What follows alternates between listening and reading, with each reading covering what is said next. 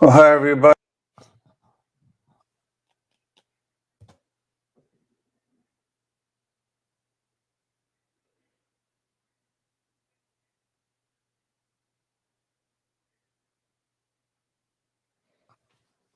Can't hear you.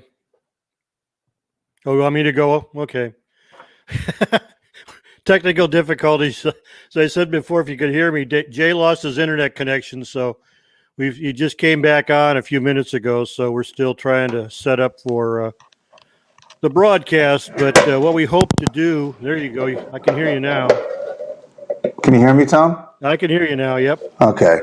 Welcome, folks. I was saying Happy New Year. Can you still hear me? Happy New Year. Is everything good? Audio good? Yep. Ground control to Major Tom? Sounds good, buddy. Okay.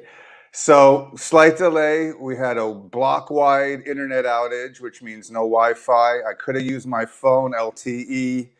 That would have been stupid. Who wants to, for me at least. So I'm set up here in the studio. Gertrude is here. Happy birthday, Gertrude. January 8th is her birthday. She's 86. She does the lights, the camera. She keeps the paparazzi at bay, Tom. Tom, I see you have a new background. Yeah, I got a new one. It's the same one as before, basically, but it's a closer shot of the saloon. So I came closer to the beer. The cerveza. So let's see if we can get a. There you go. Now you're right in front. Right in front of the Yellow Rose. So let me. Anyway, I've got the new. I don't know if you can see. I've got the new. Let's introduce ourselves. Oh, you changed the poster in the back. Yeah, I did. I got rid of Henry Silva from the Hills Run Red. I just put up our good friend. Glenn Saxon, Vio con Dios Gringo. And I'm also sporting a shirt. I got Tom's Christmas gift. It's a Tepepa. That is so dope. You got it because Orson Welles' name is on there. That's the only reason I like it, because of Welles. But anyway, as I said, Happy New Year to everybody. Hopefully 2021 will be better than it was in 2020. But what happens if you actually enjoyed 2020, Tom? Do you say anything, or is that you just keep your mouth shut? So far it's been the same. The first week of 21 has been as bad or worse than 2020. So, well, there's been a couple deaths already to start the year. Well, that always happens over the holidays. I don't know why, but I mean, we always have a big name that dies in the entertainment industry over the holidays. Yeah, that sucks. But anyway, so let's go back to the two-shot, Tom. You know, I live direct. Gertrude, as I said, wake up, Gertrude. Anyway, she's 85 now, or 86 this year. Something like that. She's gone. She went to have a smoke. No smoking in the studio. Anyway, we want to welcome you to Once Upon a Time in Spaghetti Westerns. We are the Martin and Lewis Spaghetti Westerns. Who's the Franco straight man? Franco and Chichio, yeah. Right. Hi, lady. Okay, we know who Jerry is. Anyway, so I want to welcome you all from across the globe. As I said, it is 2021. God, we hope to go that far. From Germany to Spain to Portugal to France to the UK to Belgium to Russia, Japan, Taiwan. We have a fan. Australia. So all around the world. And then hopefully, Tom, I was going to make the announcement at the end. I've been approached by some dark figures dressed in black, who said if you might want to try to maybe expand the show, we might be able to help you. I go, what do you mean? I'm already on enough drugs as it is, Tom, right? Just the men in black. Caffeine is my drug. Anyway, and Tom's. So anyway, we want to welcome you to the show. Enough gab, and by me, of course. And I've got some emails say, Jay, we do like when you talk, but give Tom some time to speak. Absolutely. That's why at the end, Tom gets 20 straight minutes on him. It's going to be hammer. 25 this week. Right. We got on 2 weeks him to make only. up. It's Yeah. only on Tom. I'm going to go grab a call. I'm going to go to Starbucks, and Tom is going to talk for 20 minutes. So anyway, we got great. Do you have a book of the week, Tom? Just offhand. Okay. Got a book of the week. Album of the week, Tom. Album of the week. I got a new stand back here, so Should we get a long shot of that? yeah, it'll show everything I've got back there, except the autograph of the week, sort of hidden. Surprise. Ooh, your autograph you think is a surprise. I'm going to blow mines today, Tom. Uh-oh. I've decided I'm going to start the new year with a blast. 4 super rare autographs. 4. Okay. All in one Remember, picture I've or got what? hundreds, Tom, yeah, just like you do, but not from the old actors' home. How They're easy all is that? they're all old actors. What do you Tom, mean? You went to Woodland Hills maybe a couple times. They're all in their own little cubicle rooms. I've been there, Tom. It's sad. It's sad. We're talking about the old actors' home in Woodland Hills, where old Hollywood stars go just to prepare. And it's a good thing, set up by the union, and they're treated like kings and queens. But I had the honor of going there a few times. I met a couple celebs. They scribbled. That's why I don't mention it, Tom. That's your domain. I got 2 autographs from the Woodland Hills Actors Home, but I'm never going to reveal who they were. Anyway, Tom, the subject today at hand is one of my favorite topics of all freaking time, Tom. What is it? Thanks, Jay. There must be a zillion of them. I thought a lot more than I thought. Hard to find. I just want to let you know I got my snacks here. I've got my applesauce, and never leave home without your graham crackers, Tom, in case I pass out. We should let the viewers know that we limited these down to no Winnetou films, no White Fang films, any of that stuff. No Zorro films, unfortunately. So we've just kept it to basically spaghetti westerns. Okay, here's the deal, Tom. It's not just hard to find spaghetti westerns. This is what I told you before the show when we bonded. We did that Vulcan nerve pinch bond. My mind is your mind. Tom and I are as one. That's why that's why we love doing this show. He comes up with most of the ideas, folks. I'm just the collector. No, Tom's the historian. I'm the guy in the temple kneeling on one knee saying thank you. But this is right up my alley, Tom. Not only is it hard to find spaghetti westerns, no Blu-ray, no regular DVD, and guess what? I don't know if I made this clear. No VHS release. What I don't waste time on. It was released a little bit here in Germany or Schenectady, New York. Has it been officially released on VHS back in the Paragon days, the Vestron days, early 1980s? Did it ever see the light of day? Right. No, at least to Tom's knowledge. But you know what? We could be wrong. So if one of these is absolutely wrong, and let us know. That's the whole point. We're historians, but hello, error is great. So if we make a mistake, I found one, Jay, yesterday.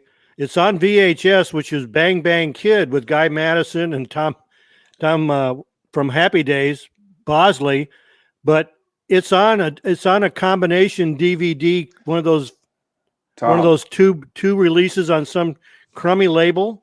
Tom, listen. Yep. I got rid of those. Tom sent me about 200 films. I narrowed it down to 45. So these are the 45 rarest films you could find. If you find it on 16:8, bootleg 4th generation, like most of my stuff in the early 80s. Yeah. I had a Betamax machine and it's called an RCA Retrovision. Love that name. Did you have what was the disc? Oh no, remember? That was for the elite people who lived up in Malibu, Tom. But anyway, so we've got great titles here. We did leave about at least 100 out. Most of them were either pre-spaghetti western or erotic. I know those are the ones you want to keep in. Nah, sorry, folks. This is spaghetti. Yeah, we might mention them in passing, but yeah, right. If we say we've seen this movie, it doesn't mean we've seen it on a video or a DVD. We've got a Tom. copy from somebody that took it off of TV or copied it in the theater or whatever. Right, RAI TV in Italy. I have a guy. That's what he does. What do you need, Jay? I go. Do you have Blood at Sundown? Oh, sure, let me get it. And Louisa and the wife comes, we got it. And next thing you know, a month later, I got it in the mail. Tom takes about a month. Yep. I've been doing that for 30 years. I trade with international sellers and buyers That's how all we got over them. the That's world. right. And now some of these are on YouTube, Right. but they've never been, like you said, they've never been released on DVD or Blu-ray. So let me get to them. Let's get to the. I don't know if we should go in alphabetical. Yeah, we'll go go in alphabetical. alphabet. That's the way I got it. I'll be Okay. skipping all over. As I said, if these are out on, if you have a bootleg from 80 or 82, 83, that doesn't count. It still didn't come out. We're talking about official release. So if any of the DVD, Blu-ray distributors of the world are watching, you might want to take note. This is what we want to see. Well, no, Tom, that's not true. This isn't not what we want to see. Some are Some of good, them, some no, are clunkers, right? Yeah. Okay, the first one I'm afraid I would like to see, Tom. I have this poster. It's a 4F, for Fogley. It's as big as a church wall. But unfortunately, it's in storage right now. Tom, it's Two Pistols and a Coward. Oh yeah. We've talked about this before.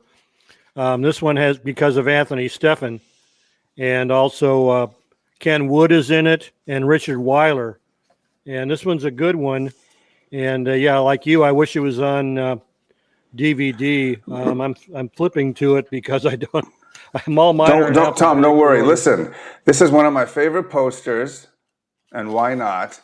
And what else was I gonna? I always like stuff with the hands, the draw. Oh yeah, you like the Someone pistols with the pointing sun, towards with the the red audience, sun right? Yep. in the background. Some burning villages or some guys hanging from a noose is always good. Yeah, it adds to the art of the poster. Anyway, this is a '68 film directed by Giorgio Ferroni, and it's about a young gunman who works in a circus performer, but he's basically a coward. So that's where the coward part comes in. I confused this film with God's Gunman Sent by God. Mm-hmm. Thanks to Chris Casey for correcting me. Absolutely, two different movies. So let's keep going, Tom. This kind of surprised me. You would think this would be out, but it's one of the bigger name titles that isn't. Let's continue. It's a personal favorite of mine because of the actor. That comes later. Four Came to Kill Sartana. You would think would be out because Miles Deem stuff does come out, but this has no official release either, Tom. It's a Cameron. Right, we talked about this one because of Jeff Cameron when we did the Jeff Cameron episode. There's a couple of Jeff Camerons that are not out there, but this one, yeah, like you said, it's directed by Demofilio Fadani as Miles Deem. It's got Simone Blondell, Dennis Colt, Robert Danish. And Sartana helps the sheriff of Clayton City help rescue the daughter of the mayor. That's the basic Anyway, so storyline. that was the Locandina, and it's an okay film. Just one that's out there that surprisingly hasn't been released. Remember, that's 30 years of VHS, DVD, and then Blu-ray. And as I said, these might have surfaced, Tom. I might have actually, I'm going to little secret out. I might have saw these myself on VHS back in the day. But if it came out and then a year later out of print, right? What's the point? It joins the gang of the unreleased. So anyway, let's move on, Tom. An early one, $5 for Ringo. Another great one-sheet Italian. Yeah, there's a couple of posters use this type of card table with a gun and poker chips or money and a pistolero behind it. Yeah. As I want to say, Tom, before you get to the little intro for it, these, as I said, these could be, they could have come out in VHS. I might have had a copy. I've had fourth gens. There are TV rips, absolutely. And I was going to go in further as we get into these films, what we look for in a how was it, fourth gen? What will we watch? What is a fifth gen with the wavy lines and do we watch that one, Tom, or do you? I watch them now because when they're taped off of TV, they got TV commercials in there that I haven't seen in 40 years. They're kind of fun, yeah. But yeah, $5 for Ringo was directed by Ignacio Aquino, 1966. And as you can see by the poster, there's no recognizable actors in this of any caliber. Julio Perez Tabernero, Vicky Logos is credited as like the star, Albert Farley, and Maria Pia Conte. But it's about a territorial sheriff. Lester Sands arrives in Lindsborg with a rescued saloon singer and stagecoach, suspecting a ring of corruption which allows several outlaw bands to use the town as headquarters from which to conduct their illegal activities. Right. But yeah, I've never seen it. No comparison to the next one, Tom. As I said, some of these will be grade level. If you have A, B, and C, that was a C level, not really. Oh yeah, But yep. here comes an A level, Tom. I actually have most of these myself through interchanging, not to brag, who's here to brag? I'm sure we all do. We grab them from YouTube or TV rips, so it's not like any great secret where you can find these. But some of these, Tom, you actually cannot find unless you know a friend of mine named Giuseppe, whose dad ran a theater chain somewhere in Milan. And Jay, you let me know whatever you need. 20 paces to death, I get it for you. I go, you got 20 paces to death, Giuseppe? Yeah. So great film, by the way, if you've happened to catch it. Anyway, Tom, I hear someone at the door. You give a little review of this. Go ahead. This is 20 Paces to Death. It's a Dean Reed starring feature, directed by Manuel Esteba and Antonio Malika. It was 1970. Malika goes under the pseudonym of Ted Mulligan and stars Dean Reed, Albert Farley, Patty Shepard, and Gustavo Ray. And the story is about at the end of the Civil War, Alec Kellaway, a fighter for the South, is tricked by the brothers Clegg and Elliott into helping them carry out the robbery of a gold cargo belonging to the Northern Army. I've never seen this one. I think it may be available on YouTube, but I'm not positive. I didn't write all that down. I didn't go into that deep of research. I basically went to the Spaghetti Western database to see if it was available on DVD from there, because they list all the different countries that a DVD or a Blu-ray has been released on, or they'll market VHS and show that, but nothing there. So this one is pretty hard to find, but typical Dean Reed movie, a lot of action scenes. So if you're into Dean Reed, this one would be worth looking for. But that's all I can say about 20 Paces to Death, also known sometimes as Saranda. So you may find it under Saranda, Saranda. And again, it's a Spanish-Italian co-production, 1970. Okay, Jay, back to you. Sorry about that, Tom. Someone was at the door, and I usually don't. Usually I have the it says studio. Oh, Quentin's after you now. He did stop calling me on the phone during the broadcast. He's knocking on your door. I'm sorry, I'm having trouble with my microphone. Okay. The studio light was on. It's red, Tom, because I'm in a professional studio here in Beverly Hills. Send Gertrude back out there to monitor the door. Oh, let's let the cat out of the bag. Gertrude's my grandma. You go, Grams. Anyway, one of my favorite films and people of all time, Tom. I just got a book on Dean Reed over Christmas from Abe Books. Rebel Actor or something like that. I have to dig into it. No, I have allergies, in case any of you were wondering. Out here in the crazy LA weather. Next one, Tom, I actually did catch on VHS, but I added it anyway because you seemed to be you were so adamant in concluding. I've got that VHS. That's one of those like Mintex or whatever that put generic covers on it, and so they never list who the star is or anything else. And you go, what the heck is this? Yeah, right. Get it home and find out you got 20 copies of it under the real name. Out of the few on this list, I left this on that I think I've seen on VHS. Yeah. So if you have it, that actually clears it up. Doesn't register much on the radar, but it's one of those that if you haven't seen it, unless you have this out of print. Yeah, that's a James Philbrook Nuria Torre. Came out in '66 as Dos Mil Dólares por Coyote. Okay. Directed by Leon Klimovsky and Jose Elarita.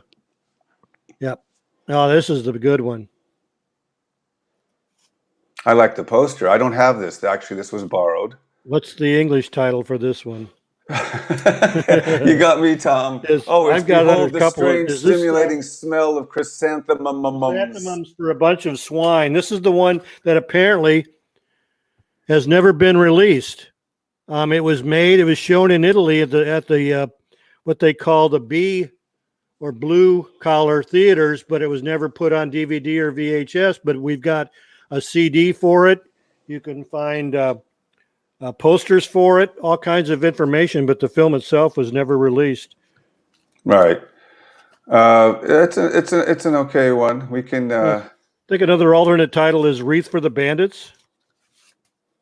The title is the greatest thing going for it, Tom. It's one of the greatest. Think about it. What its original title is awesome. And then what its second title is, behold the strange smell of a corpse and I'll bury you underneath here. Yeah. It just keeps going and going. I love those titles. But the title to me is better than the film. But let's move on, Tom, to one of my favorite. Oh, yeah. This one I'd love to see. This is one of the ones I've got marked as a must-have if they ever come out with it. But it's Billy the Kid, 1964 Spanish film called Fuera de la Ley, directed by Leon Klimovsky, starring George Martin, Jack Taylor, and Aldo Sambrel's in it. And it's basically sort of like a takeoff on the Billy the Kid story, but not really. They just use his name. And it's the son of some settlers, and they're killed. And he goes on a vengeance rampage, and they nickname him Billy the Kid. So it's got nothing to do with Billy Bonney. Right. No, it's one of my favorite posters and acting. I confuse that with the Robert Hundar film, Son of Jesse James. Son of Jesse James, yep. I always confuse those two, but they're both on the list, Tom. Yep. So that one, yeah, you would think. Here's another one that an early spaghetti western that you would think would have been already at least on released. VHS. Right. Here's another one, Tom. One of my favorite posters of all time. Just it's because it looks just like the God Doesn't Pay on Saturday poster. Is Blood Calls to Blood, Tom? Yeah, Blood Calls to Blood. That's a great picture. And for Stephen Forsyth's a Canadian, so he's still around. I see every once in a while somebody will mention him on Facebook or whatever, but he's still alive. Fernando Sancho's in it, and why isn't it out? How has this been under the radar, Tom? I don't know. It's also called Sangue Chiama Sangue. Right. 68, directed by Luigi Capuano. And Sancho and his gang assault a monastery, kill a few monks who try to oppose them, and get away with a work of art in gold and diamonds. Andrew, also with an eye on the treasure, informed of his brother's death, who is seeking sanctuary at the monastery, starts a search for the gang and the diamonds. So the double. It's a revenge film and a treasure hunt. One of the greatest. This is a top 10 poster, Tom, of all time.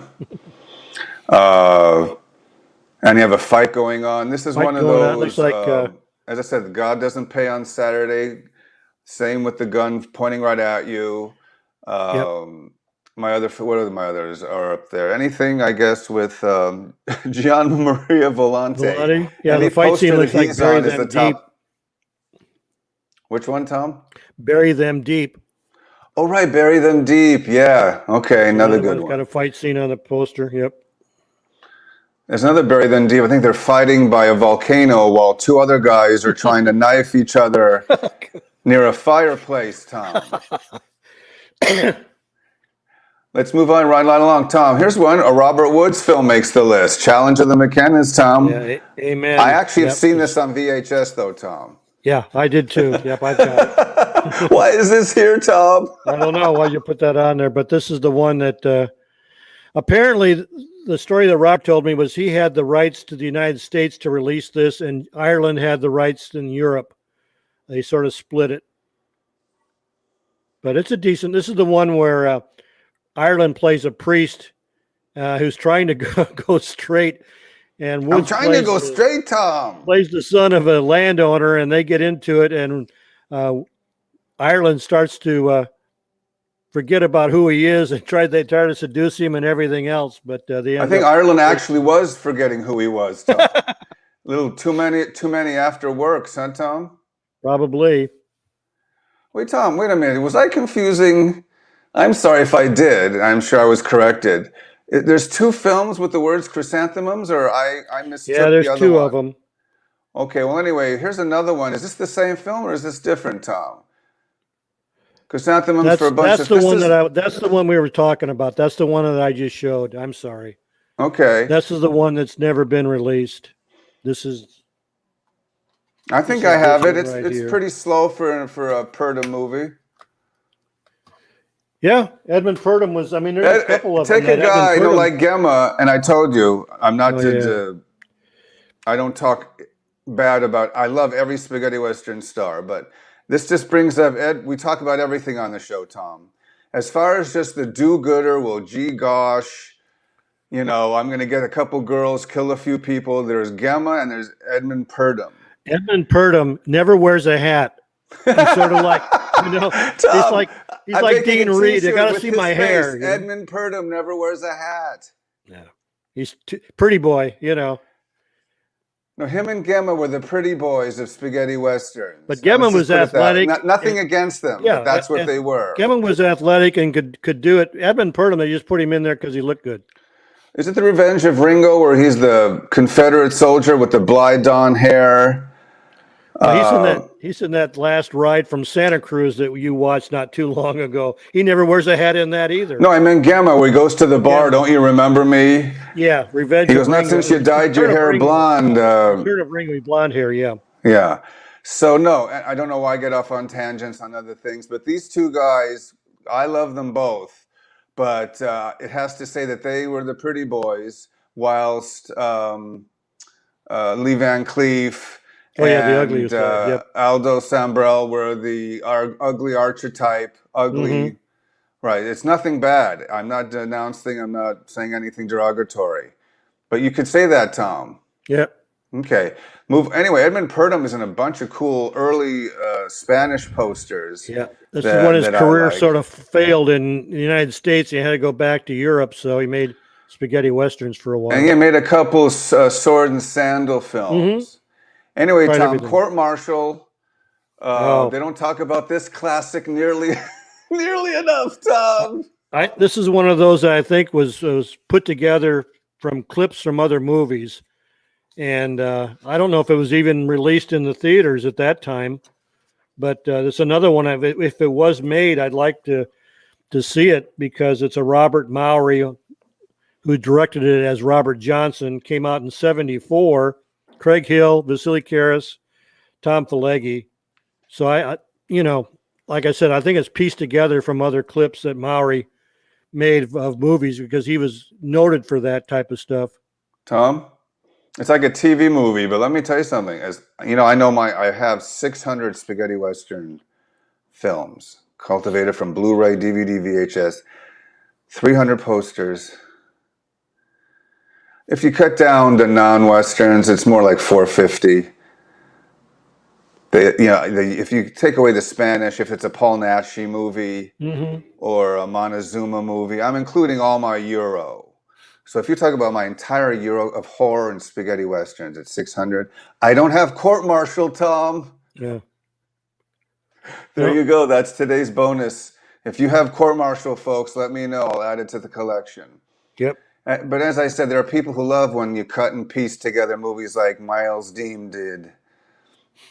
And he did it oh so well. Okay, Tom. Death Knows No Time in Outer Space? I have seen this one, yes. This one's excellent. This should be out on DVD for sure. This one stars William Bogart. Billy. Yeah, and Sidney Chaplin's in it.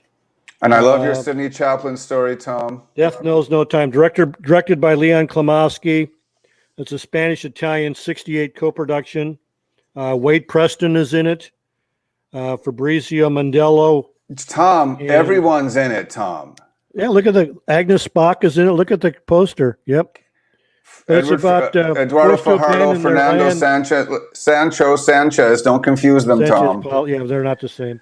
Anyway, Tom, great poster. It's a great underrated film in that revolutionary perhaps, lightly. Yeah, it's a revolutionary film. Remember, I love revolutionary films, The, Tom. the I think I revolutionaries told turn you, into bandits is what right, happens. The Mercenaries, my Yep. favorite. I mean, you can't beat The Mercenary with my favorite scene of the film. What is it? Nero's gunning him down, while Tony Masante is just yelling, hey! It's like, let the guy just shoot. Yep. Anyway, that's just an in-joke on my situation. Great poster, Tom. What's your Sidney Chaplin story in a nutshell? Oh, my Sidney Chaplin story? Yeah. My uncle used to go to Cinecon in Hollywood, Labor Day, and Sidney was there one time as a guest. And of course, they give him all this bullcrap stuff, Broadway and all that he did. And so I sent my uncle a couple of clips from Spaghetti Westerns to get an autograph. And when he saw him, he just about died because no one ever shows him Spaghetti Western material to get an autograph. All right. So I did get Awesome. some autographs from him. Yep. I love that story. Anyway, let's move on to the next film. One of my favorite posters as well.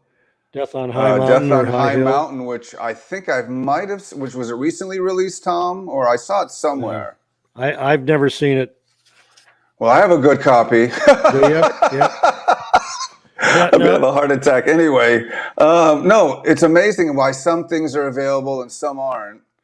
And what Giuseppe in Italy off RAI can get me. Yep. This was a 68 Italian-Spanish co-production directed by Fernando Cerchio. Peter Lee Lawrence, Luis Davila, Tano Cimarosa, and Barbara Carroll are in it. Agnes Tom, you Spock do know again. I'm shooting a bio pic on Peter Lee Lawrence. Don't tell anybody. There you go. Who could still play him at 30? Who's still good? I'm still casting, Tom. There was I'm not saying it was a rumor. I saw a couple of times within 10 years ago that Tom Hanks had bought the rights to his life story. Oh God! He was going to play him. No. Yeah. Anyway, let's move on, Tom. It's a great film if you could find it. I have it, I guess.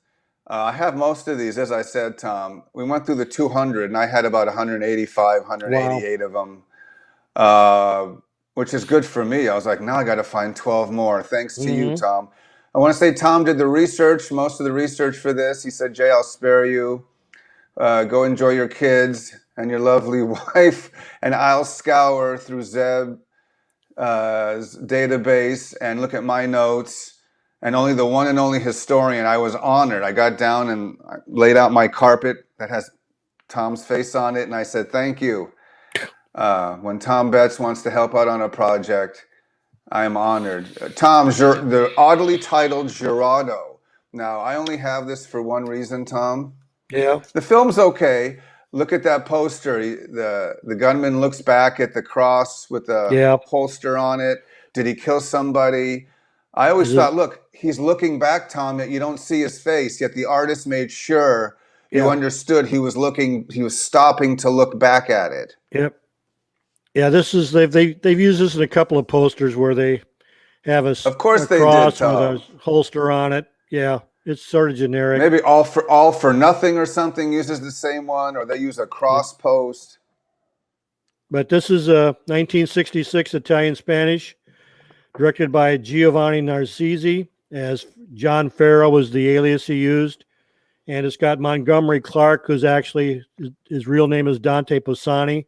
Scylla Gable's in it. I just had a lunch with Dante Pisani, Tom. Did you? Did you have pizza? He asked about you. Louis and Dooney's in it. Yep. It's an okay film. Tom, remember, Tom actually begged me to not call this whatever we call it, the Once Upon a Time in Spaghetti Westerns podcast / poster show. He begged me. And I said, fine, but that still doesn't take away from the fact that it's going to be also leaning toward posters. Hello? But I think we've made that well known that 90% of these posters are from my archive. I'm sure the audience would rather look at those than us, so go ahead. You're right. Look at our ugly mugs. What's the point? Anyway, so moving on, Tom, to, I don't know why, if people ask why is that guy in the yellow t-shirt even on the show?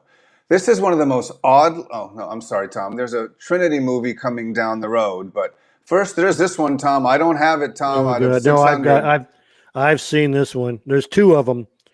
The Fat Brothers of Trinity and a The sequel to it. Fabulous Brothers, Oh, it's Tom. terrible. Yeah. The Okay. Fabulous Trinity. Look what he's It's doing. He's like, you've been a naughty That's boy. Fernando. Yeah, it's a comedy. It's terrible. It's not. I'm Tom, glad it's we are not. not fans, or at least I am not, and I think some other journalists agreed with me, fan of. I know they had to go in that direction near the end, the Trinity movies and Man from the East and stuff, which are good. It's when it's these. What it did, it sparked a bunch of these. And Hmm. unfortunately, um, Terrence Hill and Bud Spencer were in a few of them, especially the later Well, day cop, buddy cop movies. I know that has a genre all to its own. Leave me out of it, but enjoy it if you're a fan of that. yeah. But yeah, Tom, This is this one. didn't give This is spaghetti one. westerns a good name, did it, Tom? No, this is one like Richard Harrison plays it straight, and the other guys play it for comedy. So that combo never works for me. But if you're a Richard Harrison completist, Oh yeah, oh, good luck, Tom. You've seen it, or is it available, or it's not I've seen available? it. I've seen both of them. They're terrible. They're Okay. not.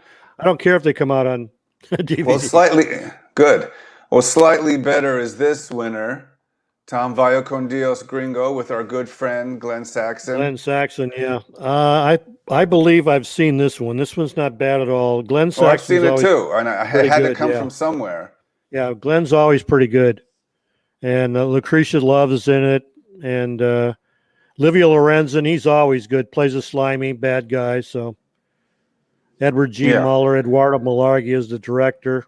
So yeah, this one's go with I God, like Gringo. the photo booster that I have above me. Let's see, right there. Yeah, There you go. uh, Yep, that that's one's it. cool. Got it for peanuts. This came in when I usually buy a big lot of spaghetti western posters, and I'm talking if I buy 10, 15 at a time. Italy here, Germany here. It has to be only what I'm looking for that represents the genre. I don't care if it's a well, let's not be stupid. If I find a good deal for Once Upon a Oh Time, sure. or A Fistful, or any of the Leone movies, or anything else, any of that stuff, I'm fine. But this came in with like a couple dollars. Sorry, Glenn. I like it because it's got there where underneath me there's a scene. It looks like from The Wild Bunch.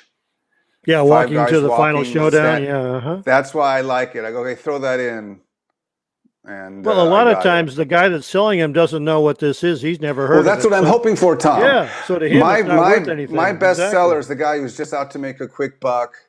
This is 30, 40 years of me Yeah. going to Yeah. He's interested in horror movies or crime films or something, and these are just right, and when I wasted. go estate Yep. sale, whatever, it's for a quick buck. The only Yep. problem with that, Tom, is these type of poster sellers and film sellers, because I do have a few 16 millimeter and 8 millimeter. Yes, I do, Tom. I even go that crazy when it comes to Mm, collecting. It costs too much to digitize, so I ain't doing it. Ain't yeah. gonna do it. Very good. Anyway, Tom, let's move right along to our next hard to find spaghetti western, and it is. I'm looking over in the corner because that's where I have everything set up, and then after this, I'll go back to the two shot. Oh, actually, it's a very good one, Tom. God is my Colt 45. Yeah. Another Jeff Cameron. That's what the second or third one we've shown of Love the his. poster, Tom. Yep. That is my Colt 45. This is directed by Luigi Batzella as Dean Jones. Remember, Jay, we talked about Dean Jones. Everybody thought that was the Disney Dean Jones, That's what but I it's thought. not. Hey, Yeah. he made a spaghetti western. That's right. Also, Joe D'Amato was a co-director on Joe this. DiMaggio from baseball on the Yankees. I thought it was him, Tom. There was a porno director. Anyways, Jeff Cameron, Kristen Nell, Donald O'Brien's in it. Tom almost had the coffie out the nose. That Joe D'Amato. That Joe D'Amato, Okay, yeah. jeez. Yep. But it's it's 1972 Italian West German co-production. It's No, good luck finding that, yeah, I haven't Tom. seen that one. Oh no, I've never seen that. I don't, Yep. I'm on the 50-50. If I actually, you would think I would have my list of films here. I've got so actually I do, but it's tough to look at everything all at once and cue all the photos. But Don't know if I have that one. I'm going to look at it. Okay, here's Tom. I think I have a nice print of this. I think I either got this off Italian television or somewhere. It's God's Gun Man or Yeah, this Executioner is of God. yeah, this was the one we've talked about this one too because William Berger's in it. Berger. But where did I get my good print from, I Tom? I don't know. I've seen this one also. I got mine from a friend of mine in Florida. So heck with you. I Tom, don't care where please, you I don't got want to have a yours. I heart know where I attack got live on mine. the air, please. This is when we were doing research on William Berger. After we did Lee Van Cleef, we went to William Berger. Ooh, I have to contain So myself. I just want to burst out laughing, Tom. go with You God and I Gringo. have, and our friends, get it? Yeah, see? Like This E.G. is Robinson. also known as Via con Dios Gringo, 1966, directed by Eduardo Malargia as Edward G. Muller. Let me see. Let me just say something. Obviously, a simple YouTube search, Google search, you can search Zeb's Spaghetti Western. All these films that we're mentioning, you could go online and look for, and you can Hmm. come back and say, "Sorry, that one is available." Go, "Whoops, we missed one."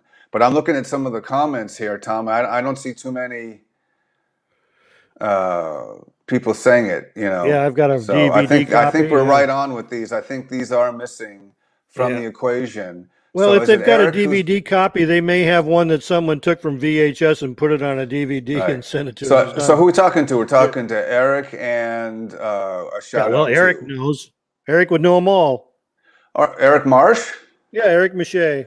Eric Mache. Sorry about that. He would Uh, know if they're available or not. He does Wild East with Ali Eric, Lamange. contact me. Give me a private message. I'll let you know what we need to see, or Yeah, maybe I have contacts in Italy, and I didn't even know that. Does he watch? I guess he's on here occasionally, right? sure. Okay.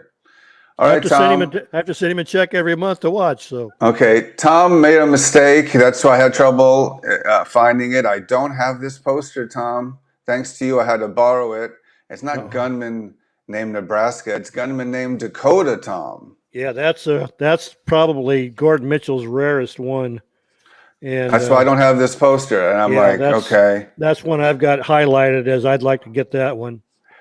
But it's got Gordon Mitchell, Anthony Freeman, and Bill Vanders, directed by Anthony Green, who's actually Mario Sabatini, 1971. Well, Tom, another film that I know I have in my collection, so it must have come from the outer limits or from other sources, Yep. other collectors, vendors. Maybe they were out on video. I guess we should mention it. If that's the case, I got a lot of my stuff, my early stuff, since this is about hard to find videos. Let's see if I can do something. There we go. I got a lot of my hard to find spaghetti western films from friends, first locally, Oh who yeah. would, as Tom knows, Channel 9, Channel 11, Channel 13. This is 1979 and 1980. I'm maybe 15, 16. And I'm recording with my first, Betamax RCA. Luckily, my parents got one.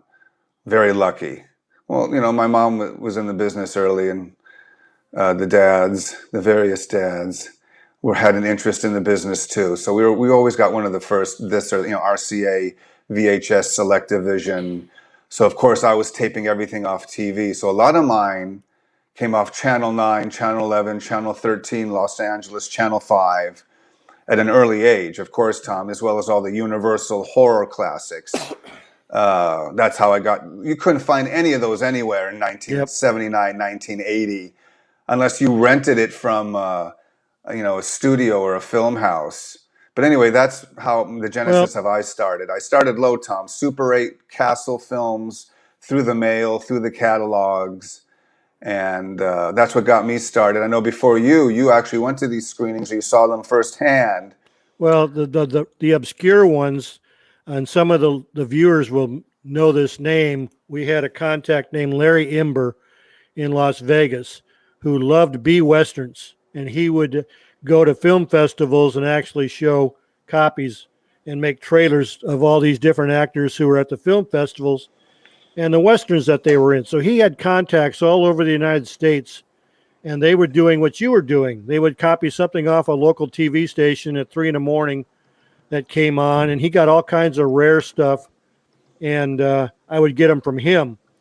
And in the meantime, we would tape stuff off of LA TV, B westerns and stuff that we would send to him to, and then he would sell them through a catalog that he put together. But that's where I got a lot of Yeah. my stuff. Yep. There was two or three people in LA kind of who had stores, shops. One was on Highland, I think, and another Yep. was he had this catalog, and you can order 8 millimeter or 16 millimeter copies. It was so cool. I think I had friends who did it because I was too young to do it at the time. But I remember this. Oh yeah, this is I got this from so and so on Highland, and it was very famous at the time. I just can't remember. He had all the films. Mm-hmm. And he had this huge book this big where you could just look through. I have a copy of the book. Yeah, I've got a I might couple of have them to show too. Yep. that if I can. Oh man. Anyway, it's a Yep. great book of all these old films. But anyway, that's the genesis, I guess, for you and I, Tom. So I'm not a big fan of Vasily Vasily Karas, Karas? Tom. Yep. He looks like Fabio Testi in most of his roles. Well, he's another one. He's another one, Jay, that came up to the ranks. Most of the time, he just played gang members and townsmen and stuff like that. But he was never the lead until later on and I don't in like mean 1970. I don't mean I don't like him, whoever. Yeah. No, I just say to me he's like a Fabio Testi type. His films don't do anything Yeah. for me. I shouldn't say I don't. He's a nice guy, Most I'm of his just films saying. were B's, I would say. right? But he's always the poor man's George Hilton, the poor man's Fabio Testi. Yeah. It's not his fault. Yeah. You just come along. You're in a certain niche. He'd probably curse me out if he was on the show, Tom. No, okay, I don't know what I'm talking about. He made In a the living end, when they what do offered I him a really starring know, role. Tom? I'm I sure know he took it. nothing. I'm just trying to be truthful, Tom. You know, Yeah. he wasn't a huge star in the spaghetti western genre. Yep. Okay, but he was a good actor. Okay, let's Yeah. move on before I make another guy who won't be on the show. Another one won't be on the show. Yeah. Right. I'm not trying to be controversial, Tom, or am I? Wink, wink. Okay, next. That film doesn't matter if you find it or not, Tom. He was called Holy Ghost. Was a Well, terrible. there's three in that series, Jay, and the titles are always getting mixed up. The one with but he- Garco is the only one you need to Yeah. know. Yeah, he played that character three different movies with the same name and the same cast, basically. So, yeah, Hey, now what this- are interesting? Hey, amigo, here's a toast to your grave or whatever. I've seen this death. one. This one's great. Okay. This is the one where he plays different characters disguised. No, the film is great. Now, you know what, Tom? Let's see. Hey, amigo, a toast to your death. I might have this. The poster I don't have, borrowed once again, but you can see what they've done. They've stolen the Django pose, Mm-hmm. which is not uncommon, and just, tweaked it a little bit. Because I always like a good shooting where two guys are falling, Yep. or three guys are falling. And But they've that's got the definitely- Forgotten Pistolero in the background, the Spanish mission and stuff like which that. I So, love, yeah. Yeah. But that's Franco Nero or Terrence Hill as sure, yeah. Django Yep. in the background. But if you can find that film, good luck. That's one of those that have been underneath the radar. Yeah, that one may be on YouTube. Tom, here's one that coincidentally, I think you found at the same time I did, and it's misappropriately titled to the max. So I drop the opening and just call it what it should be called, but it doesn't matter because it's never been released. None of these films have been released outside of a few that have maybe slipped through the cracks, Tom. Yeah. That's the whole point of these beautiful films. What American films or film noir or horror, you can maybe count them on one hand. Oh, that should have been made. Or these are films that were released, played in Italy, might have played on a local station in your local town in the country you live in, but they were never officially released on VHS, DVD, or Blu-ray. And that's, I think, the beauty of this show, Tom. We get to enlighten our wonderful audience on what you could look for. Every other post I'm seeing is it's on YouTube. Maybe it might be on Well, YouTube, but it's yeah. not. You got a It's not copy on in DVD? great crisp, 4K, or it's not in stunning. It's not in CinemaScope. I have copies of that too. We want to see it how it was meant to be seen, like a recently released Sartana movie on Blu-ray or the Django box. I want to see these films, Tom, released just the same. But if there's no audience, do you do it anyway just for the heck of it, Tom? What do you do? That's the question. Yeah, you have to do the KTEL thing where you get 10,000 people to pay money KTEL up front, presents. and then you make them make it on DVD and release it. Yeah. Anyway, getting back to the sorry for my tangents and rants on the genre. My mind is always I got 5 monitors and my grandmother Gertrude's over there.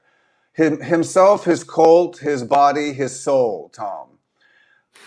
Now, let me tell you what's good and bad about this film. The film is not very good. It doesn't Yep. stand out. And the name of the poster is stupid because it used to have the word Trinity in it. You know, Trinity is still here. It's my gun. I'll cry if I want to. What makes this movie does stand out to find, Tom, isn't it the only starring role of Dean Strafford? I think so. That's why it's cool, Tom.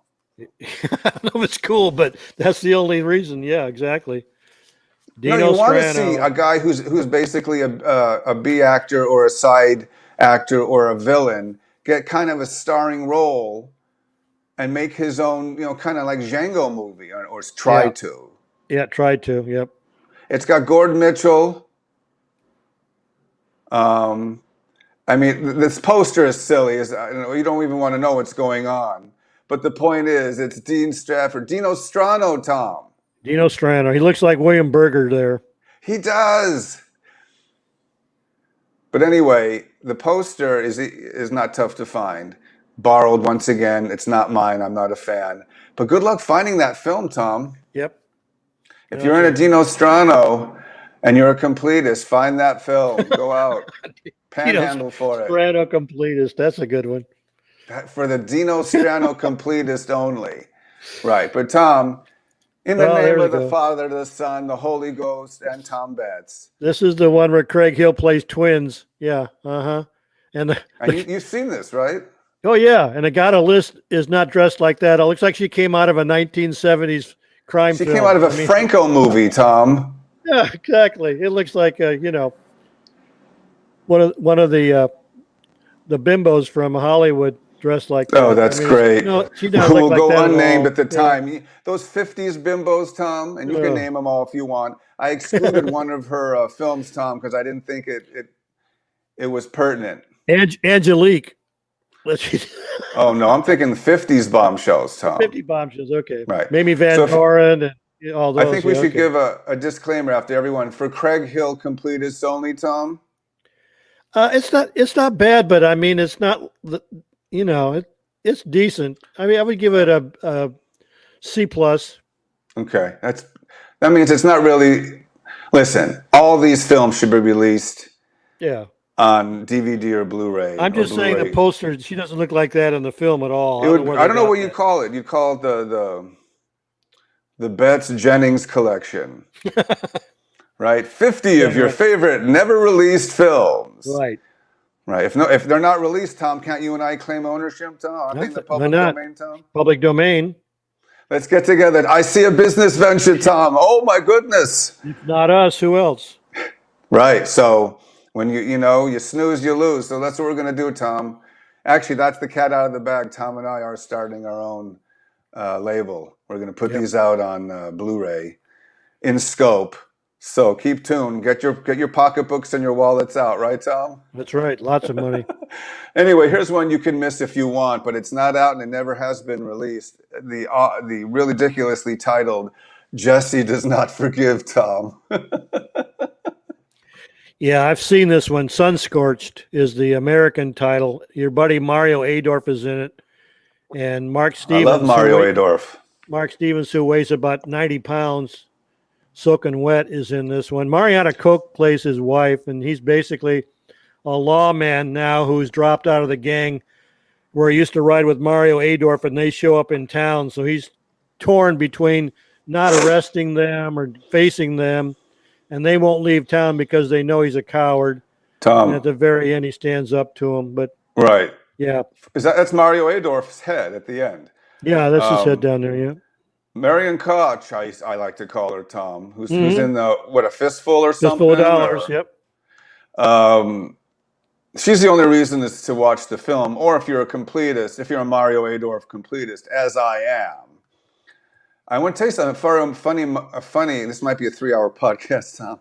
I'm going to tell you a funny Mario. Can you hear the buzz sawing next door? No, 7 weeks, folks, on the roof, eye level, 30 feet away from me. 4 guys on a roof with a buzz saw and wood.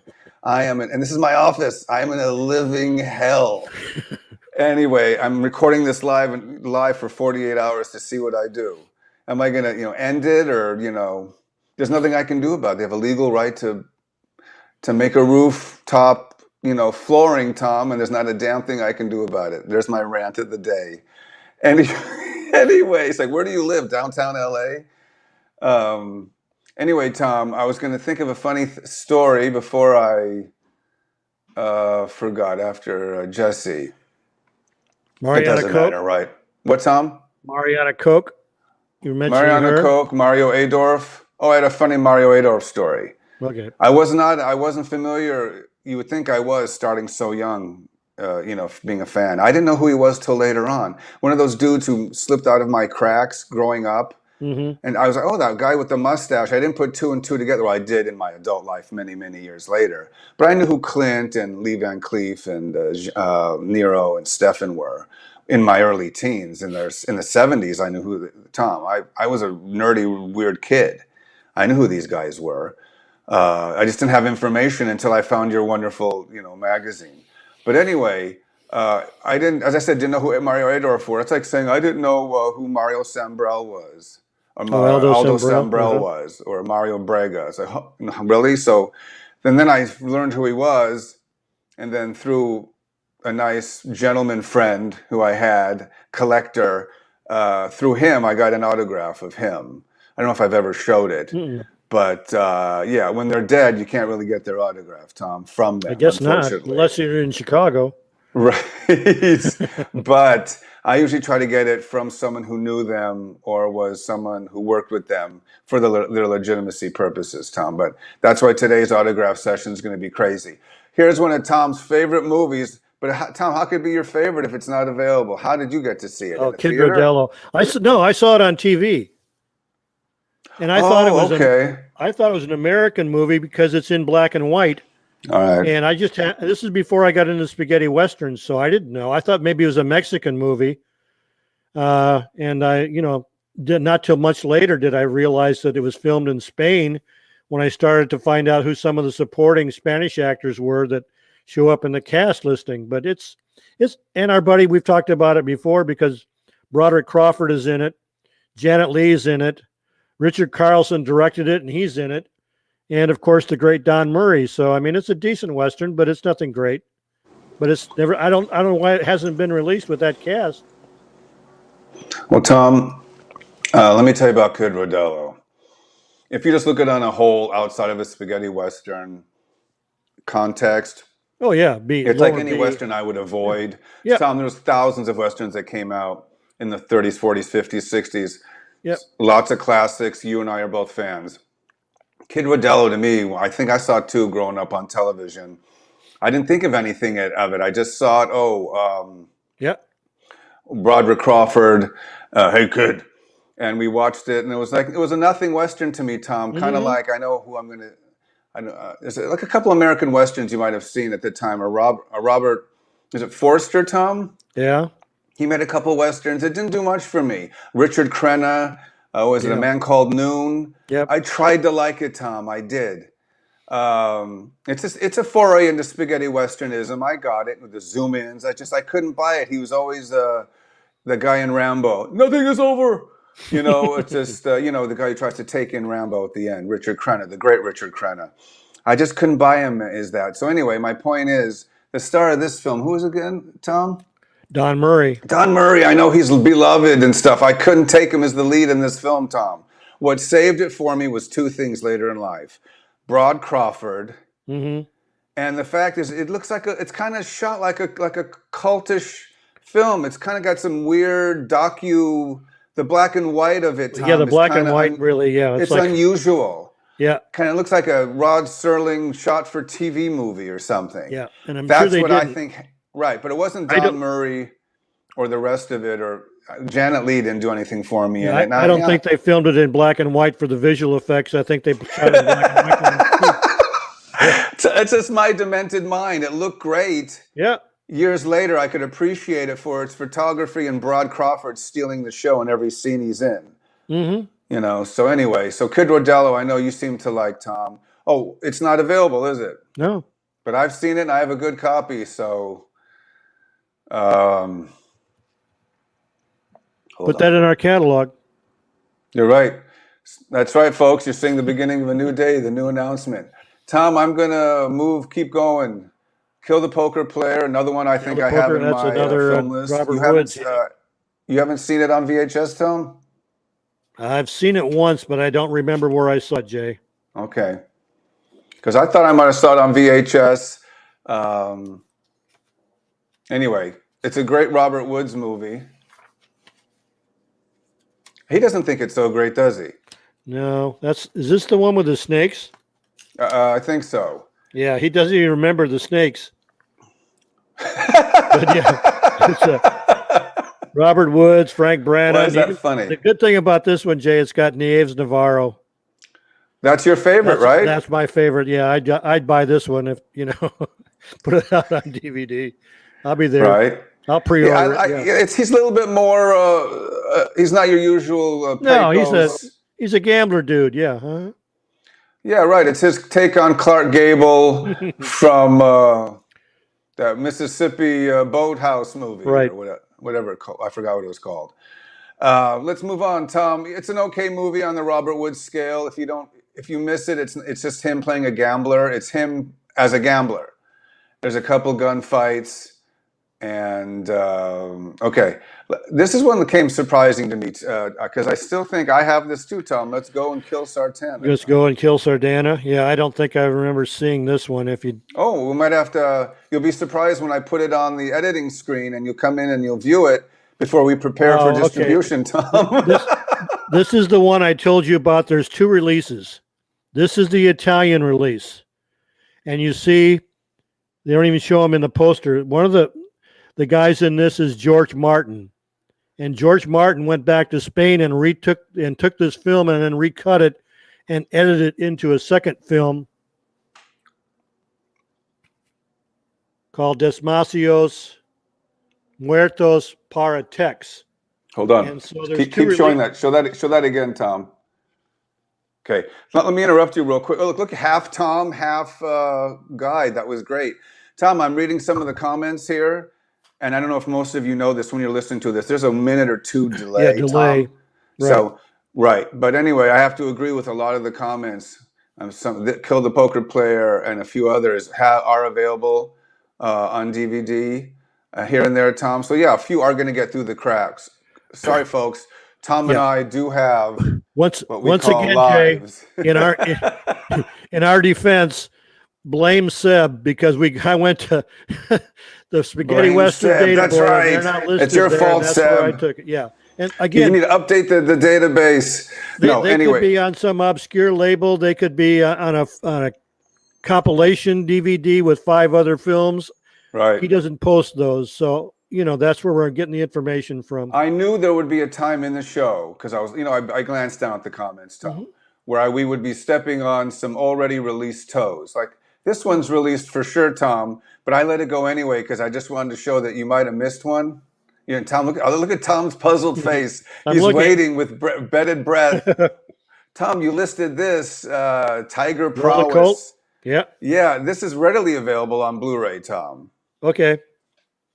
I think that was just a mistake. I think I took it off the list because I don't have it on here. I go from Let's Go Kill Sartana, which you just showed, to lynching. So maybe wait a minute, hang on. I maybe have it under Black Tigers. It's okay. This is one of my favorite posters. It's not the usual one with her, it's an orange and she's wearing the black. Right. Right. This is Faccia, face to face with the devil, Tom. I have it under Black Tigers as 0, so you're right. But the poster, it was a good excuse to show the poster, Tom. Oh, yeah, right. Yeah. That's why I wanted to do it. But I think this one, out of all the ones we're showing, I think this one is readily available on Blu-ray, if I'm not mistaken. I'm sure one of our fans will confirm that because I think I've seen it myself. But I wanted to show it because that's the Lola poster I have, Tom. And I told my son, I said, listen, one day he looks at him, as I'm going through my posters, what's this? Or sometimes I'm like Kung Fu, treat these posters like rice paper. If you can walk across the paper and not damage it, it'll be yours. Yeah. So sometimes when I'm lying them out, because you got to let them breathe every 6 months or Sure. so, Tom. And here comes Sonny Boy doing the kung fu walk. I'm like, wait, stop! And there he is standing on Gian Maria Salerno's face on a 6 foot Banditos poster. Hmm. Bandito poster. Anyway, speaking of which, so Lola Code is readily available, Tom, but not. I don't think Macho is. Between you and me, Macho Killers? No, I've seen it. Macho Killers. I've seen it. I don't know what I saw it on, but I've seen it. Right. This film doesn't do a lot for me. The Macho Killers is the best. The title has the best thing going for it. That's another borrowed poster. I like it though. It looks cool, but he looks like the guy who was in Battlestar Galactica. What's Yeah. his Well, name, remember Carlos Monzon was a That's who it fighter. was. Well, he was a fighter, and he was hot at that time. So they, I'm sure they wanted this for international release because Tom, he had a that's name. one thing. Has that been discussed? Listen, I'm so glad you bring stuff up, and then I can think about it. Has that been discussed in any of the spaghetti western? You're going to say yes, it has. But the key is, whose book was it? A guy like this, the Menarja guy, the guy who did The Deserter, then Johnny Halliday, Dean Reed, the guys who did one off or two, only because they were a singer or popular with their country. Has that been discussed in a chapter of any book, Tom? I don't think as a group, like a chapter, like you just said, with naming these people. But yeah, it would be interesting to see. Outside entertainers who made a film or two. Joe Namath. Right. Well, he would be bottom of the barrel in the genre, but yeah. Yeah. I mean, they put him out there because they had name recognition Right, at but the I'm time. meaning more of a specialiste, or 20 Paces to Death, or I don't know who's another. There's another little guy, Alex Nichol. Was he a real actor, Tom? Yeah, he was a real actor. Yeah, Alex Nichol. He reminds me of a guy who was like maybe a 50s heartthrob who they put him in a film. But he actually did make a couple spaghetti westerns. 50s was his era, so 60s he was over the hill, yeah. Okay. Anyway, so yeah, Macho Killers. If you're missing it, that's fine. As I said, all these are worthy to put out just for the sake to put them out. Oh, we are putting them out. What am I talking about, Tom? I keep forgetting. Macho Killers has George Hilton, so that's one reason, and Melissa Longo's in it, so there's two. I'm serious, Tom. If we put our list together, I never thought of that. You're seeing it here first, folks. We will, if they're public domain and no company has, snatched them up, Tom and I will seriously think about putting these out. It'll be a process, digitation, put them in scope, but it'll be well worth it. Tom, an idea was born. Happy New Year to you, Tom. Well, you take the lead. I'm going to be a silent partner on this. Just give me, where's the money? Anyway, Tom, you know what I always thought on this poster? I always thought, well, first of all, it reminded me of... Tuco getting hung? No, I don't know. Akeem Tamaroff, Tom. Oh, yeah. Yeah, exactly. Yeah, it sure does. Yeah, I was a kid and I saw this poster and I was like, what is Akeem Tamaroff? Who made a lot of European movies. I'm not sure if he made a spaghetti he made western. one, The Colt Killer. Yep. Oh, he did. Awesome. Remember he played Pigsty or something like that. Yeah. Yeah. Yeah. No, he did make one. Awesome. Yep. But as far as I know, No Graves on Boot Hill. Do I have it? We've got to do an episode on Craig Hill. I mean, he pops up in all this stuff, and we haven't really covered him. I think it's safe to say I do have most of these, Tom. So it's useless for me to even continue saying if I have it or not. Yeah, because it looks like for the majority ones I do, which good for me and good for us in the biz. I'm so glad we came up with that, Tom. I never thought of it. I'll have my lawyer call your lawyer. Yeah. Okay. Yeah, I've seen that one. It's just okay. It's just a run of the mill. Right. Anyway, let's remind everybody, Tom, you're watching today's edition is entitled The Hard to Find Spaghetti Westerns. That's why we came on late, because we wanted to be hard to find. We started the show, I think, 12:05 or 12:06. Could have been later. Sorry for that. So I'm going to have to hopefully cut that from the beginning of the show. I hope. Well, while you were gone and put it on this to begin shortly, it started to say live. So I played some trailers in the background so they had something to listen to. So you're going to have to go back and edit this thing. I hope so. At least on YouTube, yeah. Well, what else were you doing back there that you shouldn't have been I'm doing? just sitting Tom? here waiting for you to come Okay. back at a black screen. Okay, so today's show, as I said, hard to find spaghetti westerns. It's basically unreleased. A few of them have sifted through the cracks. There's about 200 of them that I sift through. I picked the top 50, and that's how we came up with the show. Coming up later, we will have Book of the Week, Tom. You have a book? Yep. Later on, we'll have Album of the Week. Do you have an album, Tom? No, I got a CD. Okay, that's fine. I'll tell you why. Go And ahead. a special, I already said that. And a special autograph of the week, folks. Yep. For those of you tuning in who are thinking, oh, they're doing autograph of the week. No, not yet. Soon, though. So anyway, and we have a special, the W. the Okay, vault. let's get that out We're of the actually way. going to show an issue this week. Yes. Okay, let me turn off the ticker. Don't know why that was on. We're also going to be visiting the WAI Vault, folks. So a shout out to a great magazine. And then we do also have the weekly news. So as I said, it's 4-Hour Friday here on... Yeah, we're going to make up for the 2 weeks we were off and do 4 hours. Right. See what happens when I'm late, Tom? We got to make up for it. Right. No, we're making up for 2 weeks of no shows, 2 weeks. Tom. Here we go, folks. So sit back, pull up a popcorn. It's time to be up till either 4 o'clock in the afternoon where we are, or it'll be 2 in the morning where you are. Either way, it doesn't matter. Let's continue, Tom, with Spaghetti Western's hardest to find films. And when we say hardest to find, yeah, not on DVD, Blu-ray, VHS. Maybe it wasn't even screened. I saw one film, Tom, that wasn't. It was done by a Sergio Deem. Have you heard of Sergio Deem? Yeah. Anyway, this film was called Gunbelt. Gunbelt. It was a remake of that Ty Harden, or is it Tab Hunter film, Tom? Who's in that, Tom? Which I don't know. It must be Tab. I don't remember Anyway, a Gunbelt. It's about a guy who recruits his brother to rob a bank. Oh, must be Tab. It was a remake, an Italian remake by Sergio Deem. I'm waiting for it in the mail, Tom.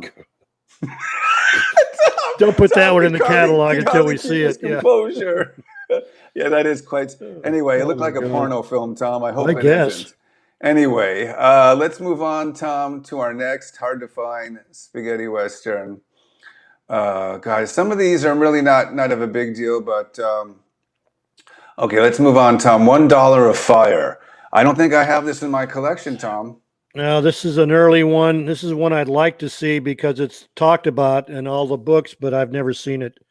And as you can see, Michael Riva is Michael Rivers sometimes, Diana Garson, Albert Farley, Indio Gonzalez, Jack Rocks. That's the one I want to see. Jay. Jack Rocks. We're going to have him on the show, Jack Tom. Rocks is, yeah. And directed by Nick Nostro. Yeah, this is one, I mean, they mention it all the time, and I think it's pretty cheap and pretty new, but I've never seen it. Tom, this is the first time I've seen this poster. This is borrowed. Really? You never seen that poster before? Some fall through the cracks, Tom. It doesn't do anything okay. for me. A guy has a hip on the table. It Yeah. looks like James Garner. That's probably Sla- Jack Rocks. Okay. Jack Rocks. Jack Rocks. I'm Who the heck is stealing Jack that Rocks? freaking name. Jack Unbelievable. Rocks. Anyway, okay. Anyways, it's originally called Undalar de Fuego, directed by Nick Nostro in 1966. Yep. Okay. Anyway, let me get my composure, Tom. Yeah, please do. So, anyway, so as I said, most of these, Tom, when we say I didn't get to finish my thought, I'm glad thoughts come back to me segments later. In this film is Gustavo Ray. Could that be Jack Rocks? Could be. Americanized? Yeah, maybe. Another show we're doing, Tom, is, you know how we did Also Known As? I was going to bring this up after. Yeah. Tom and I have a little schmooze after the show, about 10, 15 minutes. We review notes and stuff, and then Gertrude really lets him have it on what he did wrong. But we talk about stuff. And, God, Tom, what did you just say again about what? I said Gustavo Ray could have been Jack Rocks. Right. But yeah, we discuss, ideas on what shows to do, who we've contacted and told us to go to hell, and Right. No, what I other was ones saying, say, Tom. "Oh, well, get back to me later," Yeah, whatever. we But had yeah, no, I had a show. We did an also known as titles, but we should also do an also known as for actors, Tom. actors and directors, A yeah, lot of them and directors, what yeah. they were called before. We got the funny thing is, let that join the club because we got about 50 show ideas coming up, and then we think of ones here now. Well, So as I said, pull up a chair. We got 52 shows ready to go, Tom, unless one of well, our tickers I put gives. a feeler out there. We're doing obscure titles. How about obscure actors? Right. People that you know their face, but you don't know their name, and they'll Right. Two never seconds of starred. them, Tom. There you go. Another Anyway, big one. so this one actually surprises me, Tom, because I think I have a damn good copy of it. Yeah, I think I've seen this one too. And it is, of course, Shadow of Sartana, Shadow of Your Death. Death. Yeah. And one of Cameron's better ones. I don't have this poster; it's borrowed. I have the other one where it actually looks Hmm. like Cameron. That's like Robert Redford they put on there. Well, this one looks like the crows and the buzzards will dig Oh your no, you know grave. who that looks like, Tom? It looks like James Coburn, Tom. The face? Yeah, Yeah. sort of. Yeah. But anyway, it's a great Sartana movie, And in the my guy crawling on the opinion. ground looked like George Hilton. Right. Oh, Tom, show us your shirt. Did you change in between gigs? What did you do? I got a new shirt from Italy called Terrence Hill from their shop. They had a 15% off sale, so I couldn't turn it Wow. down. Cool, Tom. Let's show them at the same time. Here, lift it up. Sit back. No, wait. Sit back again. I want to do this just like that. There we go, Tom. I want to get a screenshot of that later after the show's over. Anyway, let's move on to the next film that you could hardly find anywhere. And let's see, where are we? Oh, okay. Sheriff with the Gold, Tom. Was this really tough to find? It must be it. Look at the who's in it. Louis McJulian, Kathleen Parker, and Jacques Berthier. Directed by Richard Keene. They all got, yeah, I have no idea. Sheriff with the Gold. I think I have this, Tom. I don't have the I don't poster. have, That's not I've my got the poster. Golden Sheriff. Is that the same thing? Oh, that's a good point. I'll have to check. But anyway, yeah, if you can find that, good for you and enjoy it. It's not registering much on Tom's radar, folks. Yeah. Some of these can Also also be called- Euro. There could be Euro Westerns, so Yeah, they're not exactly. Richard Keene is Osvaldo Civarani. It's a 66 Uno Sheriffo Tutto d'Oro is the Italian title. Right. I haven't seen it. That's not the one I'm thinking of. The one I'm thinking of is the one with Mickey Hargitay. Oh, Sheriff that's won't right. shoot That's or right. something. Yeah. Sheriff Don't Shoot. That's on the list, by the way, Tom. And they're starting to do the bus song. Tom, tell us about the Solo Contro Tutti, Son of Robert Jesse James. Hundar. Yeah, go ahead. Take it up for about 20 seconds, Tom. I'm trying to think what the English title to this one is. We've talked about all the Robert Hundar films in an earlier episode. Adrian Hoven, I think, is either Dutch or German. He was in a couple of spaghetti westerns. Ralph Baldwin is Ralph Baldassar. Janos Bartha went by John Bartha. He's been in a bunch. Joe Camel. There was two Joe Camels. We'll have to get into that sometime. But there were two guys that used the name Joe Camel. One only made one or two westerns. The other one made about 4 or 5. Roberto Camardiel is Robert Camardiel. And Robert Johnson Jr., I've got his real name someplace, but I think he only used Robert Johnson Jr. in about 2 films. I don't remember what like I said, the English title is to that one. Do you remember? No, I don't, Tom. Because Robert Hundar's in it, so. Let's see, you had another title for that, you said? I don't know what the English title is, but we've discussed it because Robert Hundar's in it, and we did a whole episode on Robert Hundar films, so. Doing some live set decorating.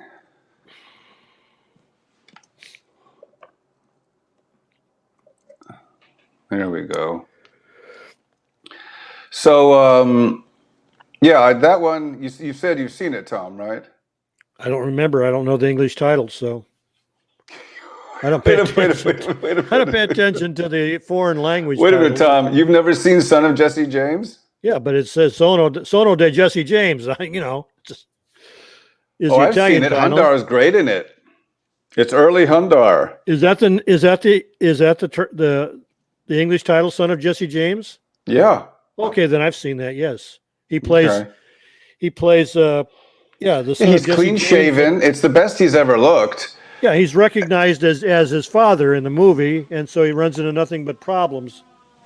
So yeah, I've seen it.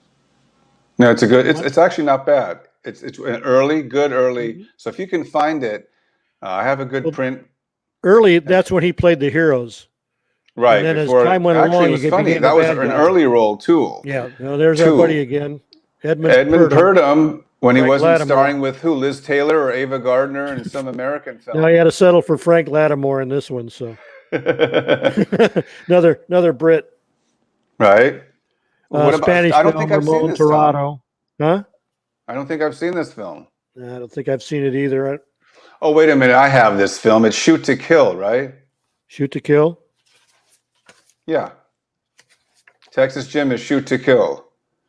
Oh, No Texas wonder. Jim. I threw myself off with the title, Tom. Nope, haven't seen it.